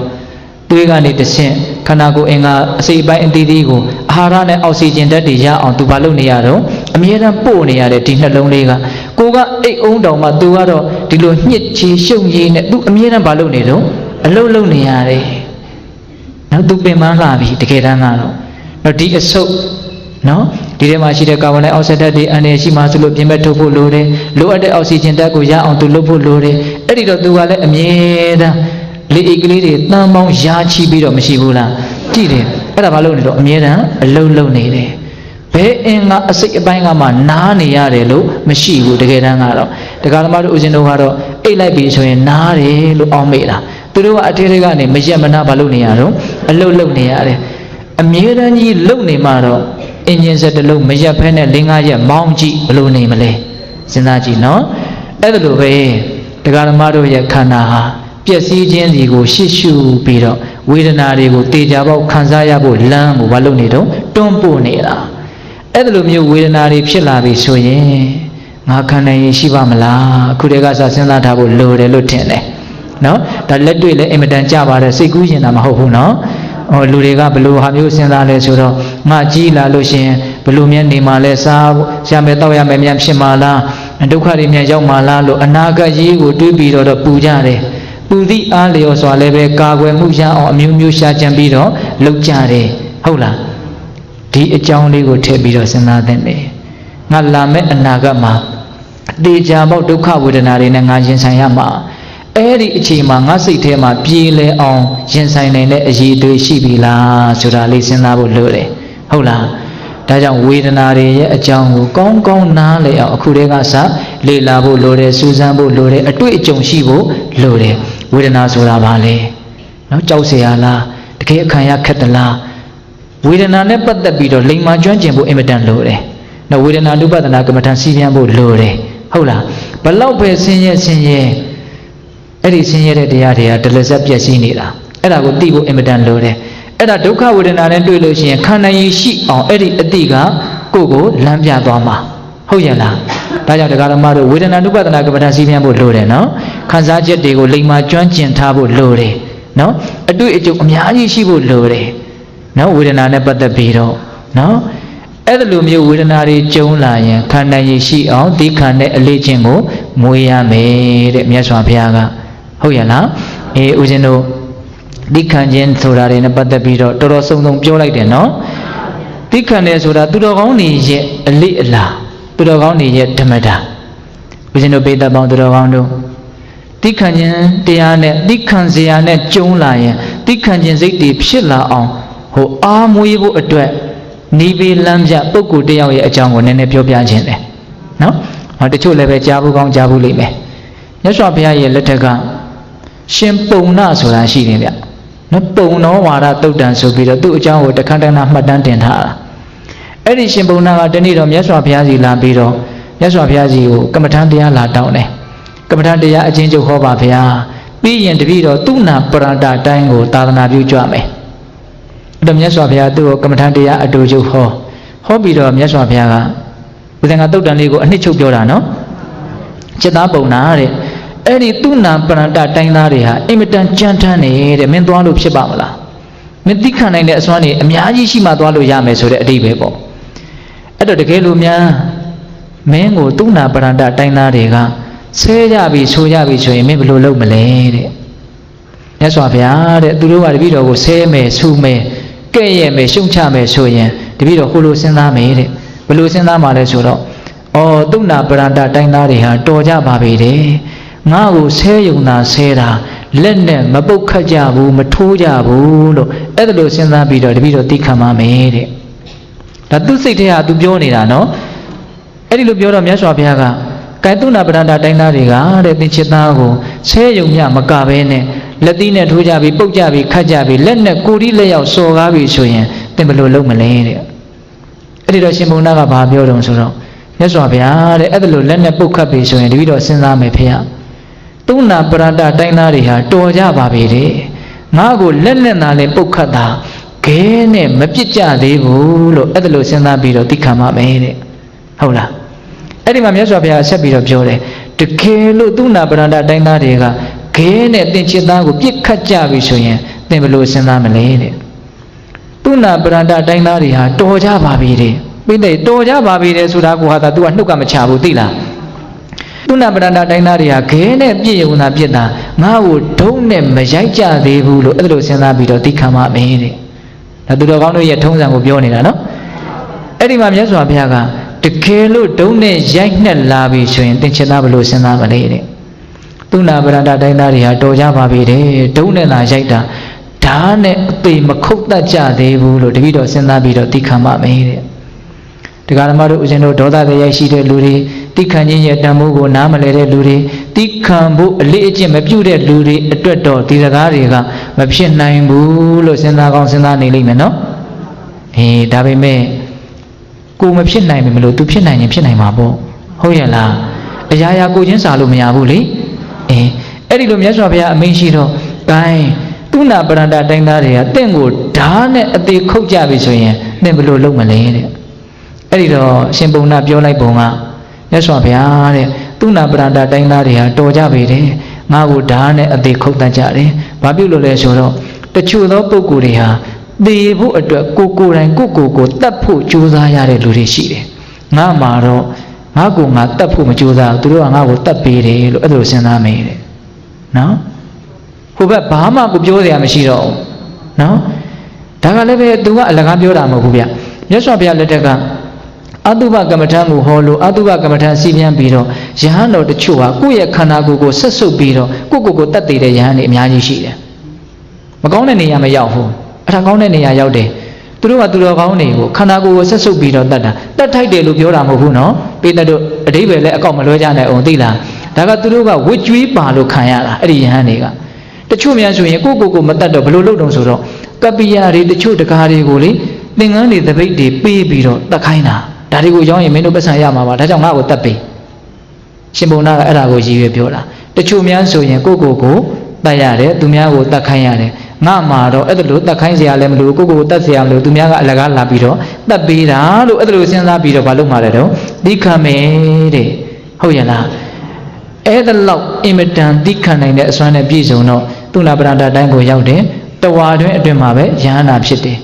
သူ့လိုယဟန္တာဖြစ်ဖို့အတွက်ဥပဒက900ကိုစီယုံနိုင်တယ်နော်တရားလူရအောင်ဥပဒကမှာ900ရအောင်သူသာသနာပြုနိုင်တယ်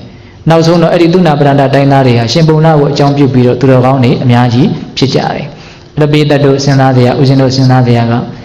တိခဏနိုင်စရာတစ်ခုခုတိခံစရာတစ်ခုခုနဲ့ကျုံလာပြီဆိုလို့ရှိရင်ဒါကိုငါ့ကိုတိခံဖို့ဆိုတဲ့အရလက်ကြီးကိုရဖို့အတွက်လာပြီးတော့ငါ့ကိုအကျိုးဆောင်နေတာလို့အဲ့လိုများစဉ်းစားမယ်ဆိုရင်မကောင်းဘူးလားတခါတလေလေအခက်အခဲလို့မအောင်မိပဲနဲ့အခွင့်အရေးလို့အောင်မိမယ်ဆိုရင်စိတ်ကတမျိုးပြောင်းသွားတာဗျ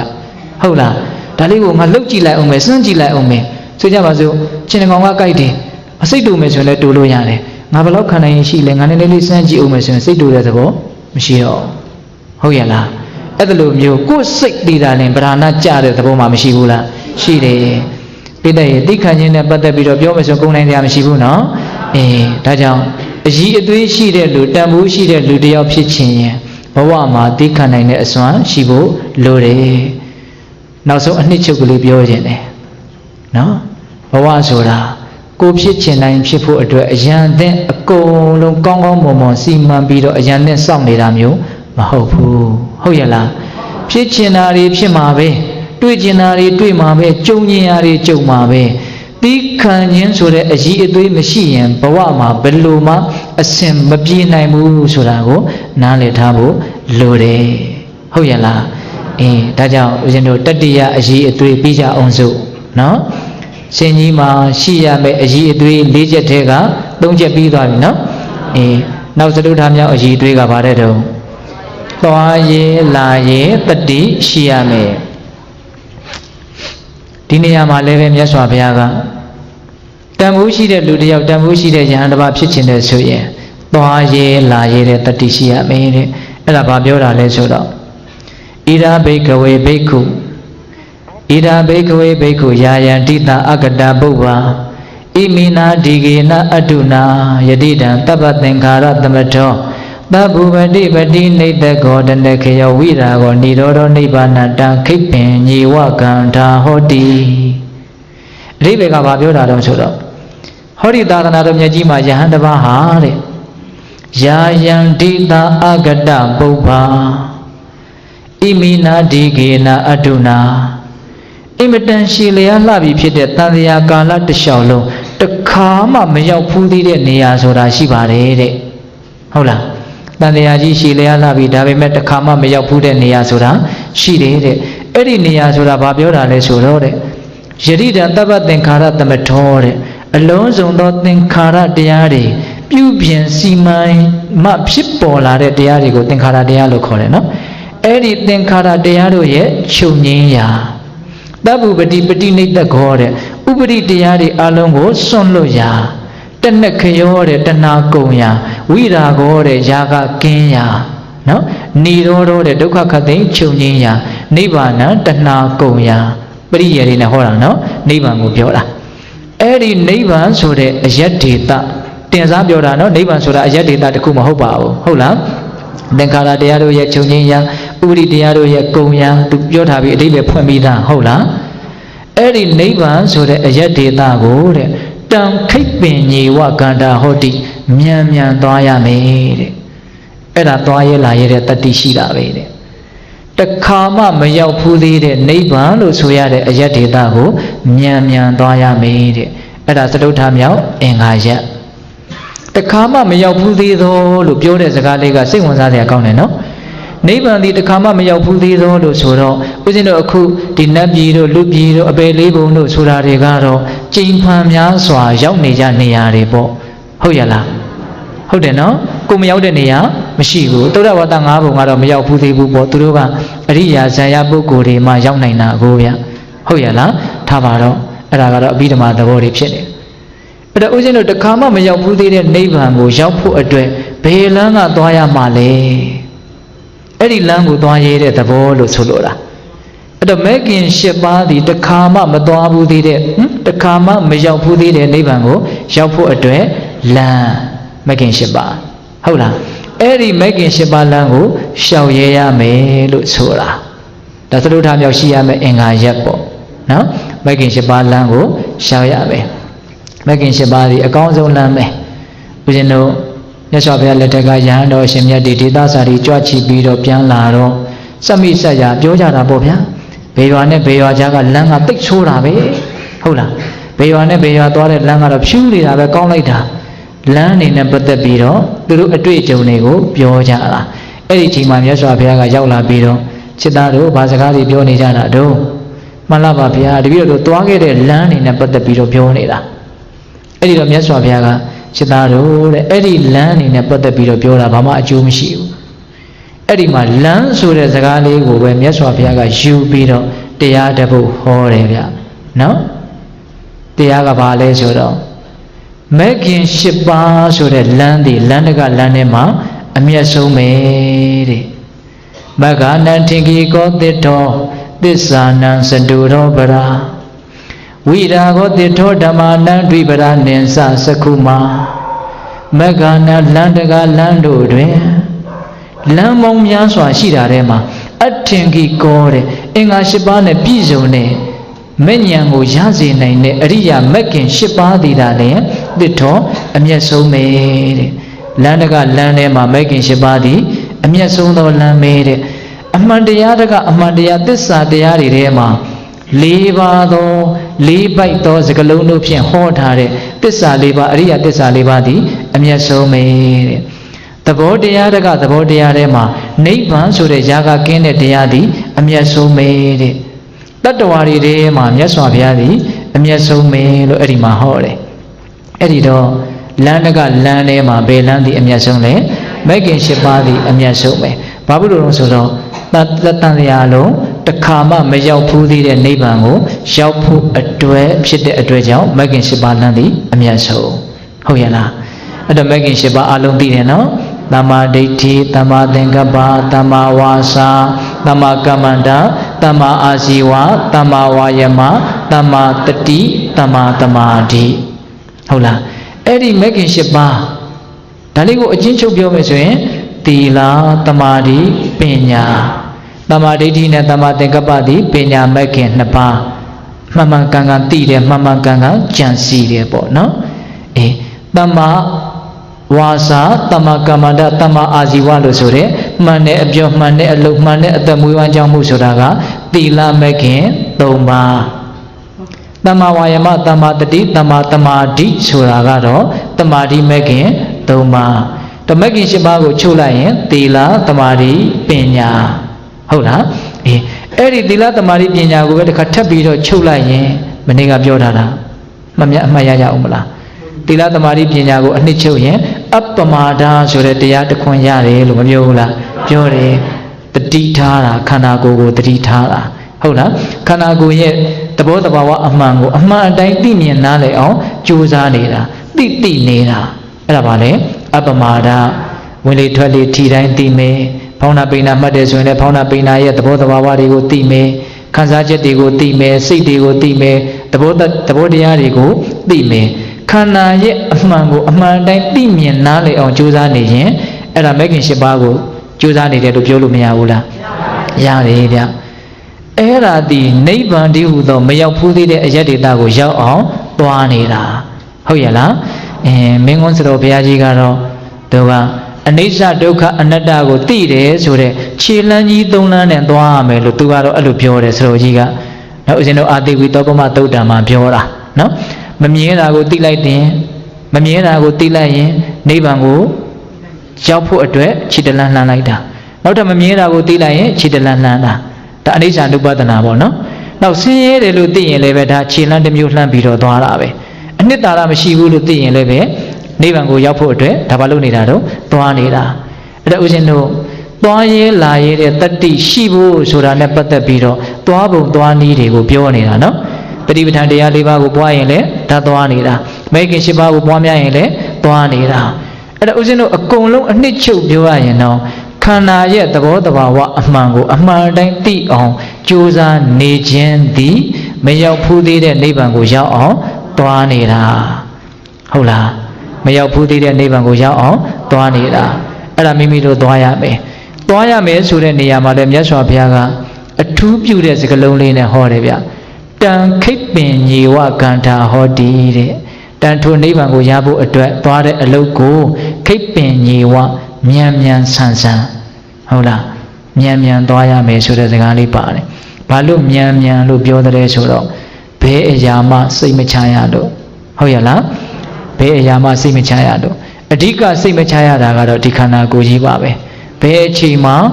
လူဘဝမှာနေထိုင်ဖို့ကံကုန်သွားမယ်ဆိုတာဘယ်သူမှမသိနိုင်ဘူးဟုတ်လားကံကုန်မှသာလျှင်သေတာမဟုတ်ဘူးနော်တက်တန်းကုန်ရင်လည်းသေတာပဲဟုတ်လားတခါတလေကံနဲ့တက်တန်းနဲ့ရောပြီးတော့ကုန်လို့လည်းသေတတ်တယ်တခါတလေကံလည်းမကုန်ဘူးတက်တန်းလည်းမကုန်ပါပဲနဲ့ကပ်ပြီးတော့ဖြတ်လိုက်တဲ့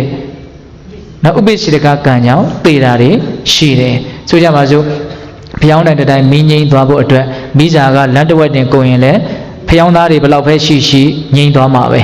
ဟုတ်လားမိစာကြီးဘယ်လောက်ပဲရှိရှိဖျောင်းသားကုန်ရင်လည်းငိမ့်မှာပဲမိစာကောဖျောင်းသားကောတစ်ခုလုံးတစ်ပြိုင်တည်းထဲကုန်ရင်လည်းငိမ့်မှာပဲတခါတလေကျတော့မိတော့ကလေးတောင်းနေတယ်မိစာလည်းအရှိကြီးရှိတယ်ဖျောင်းသားလည်းအကောင်ကြီးရှိတယ်ဒါပေမဲ့လေပြင်းတစ်ချက်ဝှေ့လိုက်တော့လည်းငိမ့်ရတာပဲဟုတ်ရအဲ့တော့တရားဓမ္မတို့ဦးဇင်းတို့ရဲ့ဒီသေခြင်းသဘောတရားဖောက်ပြန်ခြင်းပျက်စီးခြင်းသဘောတရားဆိုတာအကြောင်းအမျိုးမျိုးရှိတယ်ဟုတ်ရဲ့လားအကြောင်းအမျိုးမျိုးရှိတယ်နော်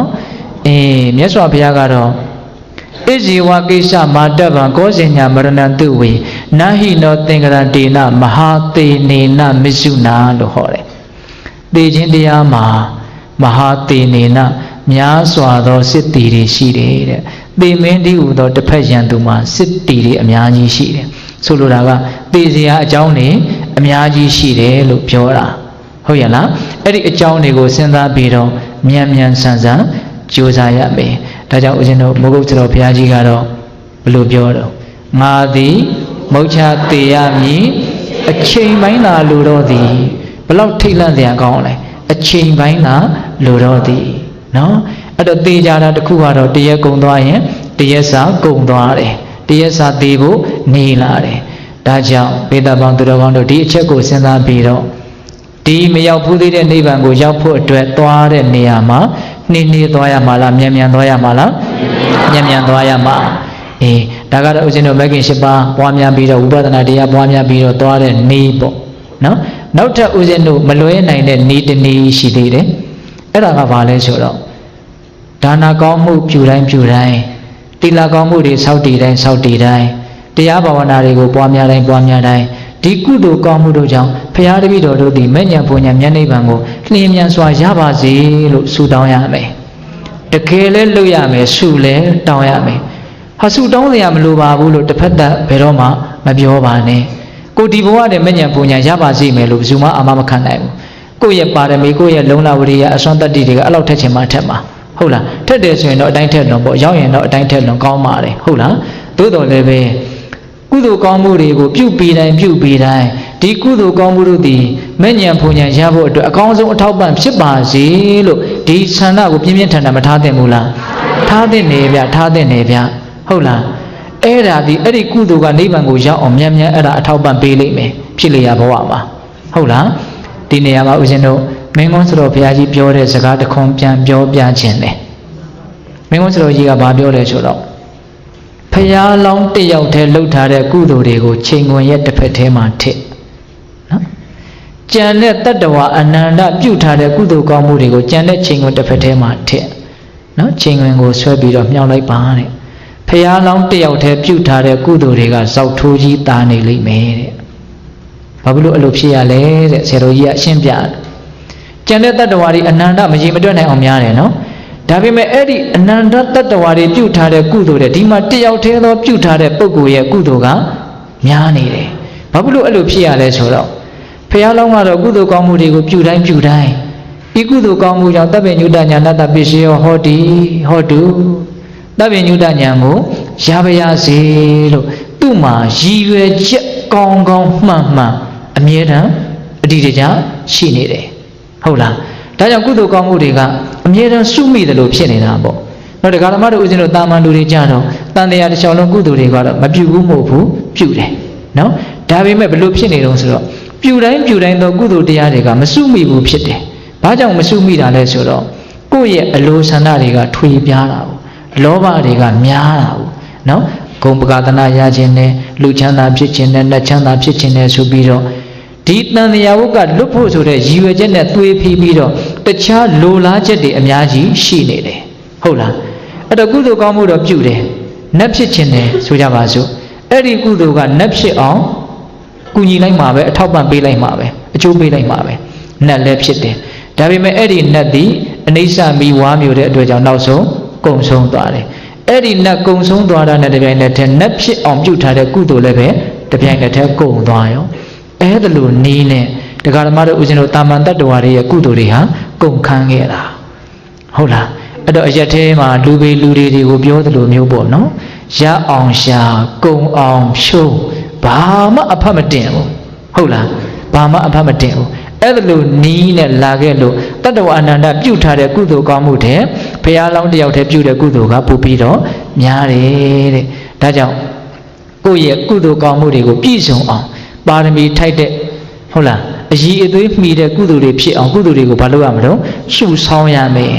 ဆိုကြပါတော့ကုသိုလ်တွေဟာပတ်စံနဲ့တူတယ်ဆိုကြပါစို့ကိုလိုချင်တဲ့ပစ္စည်းကတရားရှိမှဝယ်လို့ရမယ်ဆိုရင်တရားပြည့်အောင်စုရမှာပေါ့ဟုတ်လားတရားမပြည့်သေးတဲ့မြတ်ဒီတရားတန်ပစ္စည်းကိုမရနိုင်ဘူးဟုတ်လားအဲ့ဒါလိုပဲနိဗ္ဗာန်ဒီဟူသောကိုလိုချင်တဲ့ပစ္စည်းကိုကုသိုလ်ဒီဟူသောငွေကြေးနဲ့ဝယ်မယ်ဆိုရင်နိဗ္ဗာန်နဲ့တန်တဲ့ကုသိုလ်ကိုကိုယ်တဏ္ဍာမှာရှိထားဖို့စုမိထားဖို့မလိုဘူးလားလိုတယ်ဒါကြောင့်ဒီမလွဲနိုင်တဲ့နီးလေးကိုလည်းစိတ်ဝင်စားဖို့လိုတယ်လို့ထင်တယ်နော်ဒါကြောင့်ပိဿပေါင်းသူတော်ကောင်းတို့မဂ္ဂင်၈ပါးပွားများသီလသမာဓိပညာတွေကိုကြိုးစားအထောက်ပြီးတော့ဒီဘဝတည်းနိဗ္ဗာန်ရအောင်လုပ်ကြရမယ်ဟုတ်လားတစ်ဖက်ကလည်းပဲဒါနသီလဘာဝနာကုသိုလ်ကောင်းမှုတွေပြုပြီးတိုင်းနိဗ္ဗာန်မက်ဖို့ကိုမြန်မြန်ရခြင်းရဲ့အထောက်ပံ့ဖြစ်ပါစေလို့ဆုလဲဘာလုပ်ကြမလဲတောင်းကြရမယ်အဲ့ဒီနီးနဲ့မလွဲနိုင်အောင်ကြိုးစားကြမယ်ဆိုရင်ပိဋကရေတစ်ချိန်ချိန်မှသေချာပေါ့မဉ္ဇဉ်ဖွဉ္ဇဉ်နဲ့နိဗ္ဗာန်ကိုမျက်မှောက်မပြုနိုင်မိဘူးလားပြုနိုင်မယ်အဲ့ဒါလို့ကြိုးစားနေခြင်းဒီပင်လျင်မရောက်ဖူးသေးတဲ့နိဗ္ဗာန်ကိုရောက်အောင်သွားနေတာတနည်းအားဖြင့်သွားရဲလာရဲတဲ့အစွမ်းနဲ့ပြည့်စုံနေတာဟုတ်ရဲ့လားဦးဇင်းတို့တရားဟောတာအချိန်စေ့တော့မယ်နော်အဲ့တော့အင်္ဂါဘယ်နှရက်လဲ၄ရက်ပဂတိရှင်ကြီးမှာရှိတဲ့အဲ့ဒီအင်္ဂါရက်၄ပါးမျိုးမိမိတဏ္ဍာမှာရှိမယ်ဆိုရင်တန်ဖိုးရှိတဲ့လူအဖို့တန်တဲ့လူတယောက်ဖြစ်မှာပါဟုတ်လားနံပါတ်1နားလေတဲ့သဘောနားထောင်တဲ့သဘောရှိရမယ်နံပါတ်2တတ်ရဲဖြတ်ရဲတဲ့တတ္တိအစွမ်းရှိရမယ်နံပါတ်3သိခံနိုင်တဲ့အစွမ်းခံနိုင်ရရှိတဲ့အစွမ်းရှိရမယ်နံပါတ်4သွားရဲလာရဲတဲ့တတ္တိရှိရမယ်ဒါကြောင့်မြတ်စွာဘုရားသိမြင်လွယ်အောင်ဥပမာဥပပင်းရနဲ့ဟောထားတဲ့နာဂသုတ်တံတဲ့တန်ဖိုးရှိတဲ့လူတဲ့ဟုတ်လားဒါကြောင့်ပိဋကပေါင်းသူတော်ကောင်းတို့သည်မြတ်စွာဘုရားရဲ့တရားတော်တွေကိုအများကြီးအကြမြင်ဘ ഹു တုတ္တနဲ့ပြည့်စုံတဲ့ပုဂ္ဂိုလ်ဖြစ်အောင်ကြိုးစားပြီးတော့ပထမအင်္ဂါရက်နဲ့ပြည့်စုံနိုင်ကြပါစေတည်းဟုတ်လားနောက်ပြီးတော့ အကုသိုလ်တရားတွေကိုဖယ်ရှားရဲတယ်ဆိုတဲ့တတ်ရဲဖြတ်ရဲတဲ့တတ္တိအစွမ်းနဲ့ပြည့်စုံတဲ့ပုဂ္ဂိုလ်တွေဖြစ်နိုင်ကြပါစေဟုတ်လားနောက်ဆုံးစัจကျင်ဘက်တရားတွေကိုသိခံနိုင်တယ်ဆိုတဲ့ခံနိုင်ရည်ရှိတဲ့အစွမ်းနဲ့လည်းပြည့်စုံနိုင်ကြပါစေနောက်ဆုံးမရောက်ဖူးသေးတဲ့နိဗ္ဗာန်ကိုရောက်အောင်သွားနိုင်ကြတဲ့သူတော်ကောင်းတွေဖြစ်ကြပါစေလို့ဦးဇင်းတို့ဆန္ဒပြုပြီးတော့မေတ္တာပို့ပြီးတရားဝေဓမ္မသမင်ကိုဆုံးသက်ကြရအောင်ဘဝတုတဗ္ဗမင်္ဂလရက္ခတုတဗ္ဗဒေဝတာတဗ္ဗဗုဒ္ဓ ानु ဘာဝေနတရာဒုက္ခိဘဝတုတိဘဝတုတဗ္ဗမင်္ဂလရက္ခတုတဗ္ဗဒေဝတာတဗ္ဗဓမ္မာနုဘာဝေနတရာဒုက္ခိဘဝတုတိဘဝတုတဗ္ဗမင်္ဂလရက္ခတုတဗ္ဗဒေဝတာတဗ္ဗသံဃာနုဘာဝေနတရာဒုက္ခိဘဝတုတိတေတုမာကတရားနာပိသပေါတင်သူတော်ကောင်းတို့သာသာအာလုံးသောတတ္တဝါအနန္တတို့အားသဗ္ဗမင်္ဂလာလောကီလောကုတ္တရာကောင်းဆိုသမျှမင်္ဂလာဝဝတိဘဝတုကောင်းစွာမသွေဖြစ်တော်မူကြပါစေတည်းသဗ္ဗဒေဝတာမိမိတို့ခန္ဓာကိုယ်မှာစောင့်ကြနေကြကုန်သောနတ်မိမိတို့ဤမှာစောင့်ကြနေကြကုန်သောနတ်မိမိတို့တာနာမိမိတို့ကဘာမှာစောင့်ကြနေကြကုန်သောနတ်မြတ်တကောင်းနာပေါင်းတို့ကလည်းပဲရက္ခတုကောင်းစွာမသွေဆောက်ရှောက်တော်မူနိုင်ကြပါစေတည်းသဗ္ဗဗုဒ္ဓ ानु ဘာဝေနကေငါဝါလူသေးစုမကပွင့်တော်မူကြတဲ့စုစုတော်တာပါဘုရားရှင်ကိုယ်တော်မြတ်တို့ရဲ့တကုတေသောအာနုဘောတော်တို့ကြောင့်၎င်းသဗ္ဗဓမ္မာ ानु ဘာဝေနမေလီတံဖူလီတံနိဗ္ဗာန်ပရိယတိဟုဆိုသောစေတတော်တရားတော်မြတ်တို့ရဲ့တကုတေသောအာနုဘောတော်တို့ကြောင့်၎င်းသဗ္ဗတံဃာ ानु ဘာဝေနမဂ္ဂတံလေးရောက်ဖလတံလေးရောက်ဆိုသောရှေယောတော်ရိယသံဃာရှင်မြတ်တို့နဲ့တကွာသီလကိုသမာဓိကိုပညာကိုတို့နဲ့ပြည့်စုံတော်မူကြတဲ့သမုဒိသံဃာရှင်ကောင်းရှင်မြတ်ပေါင်းတို့ရဲ့တကုတေသောအာနုဘောတော်တို့ကြောင့်၎င်းတရားနေရောညပါဘေကမဆိုင်ချိန်ရှိတိုင်းဒုက္ခိကိုစိတ်နှပြချမ်းမာချမ်းသာရှိကြကုန်သည်ဘဝတုကောင်းစွာမသွေဖြစ်တော်မူကြပါစေတည်း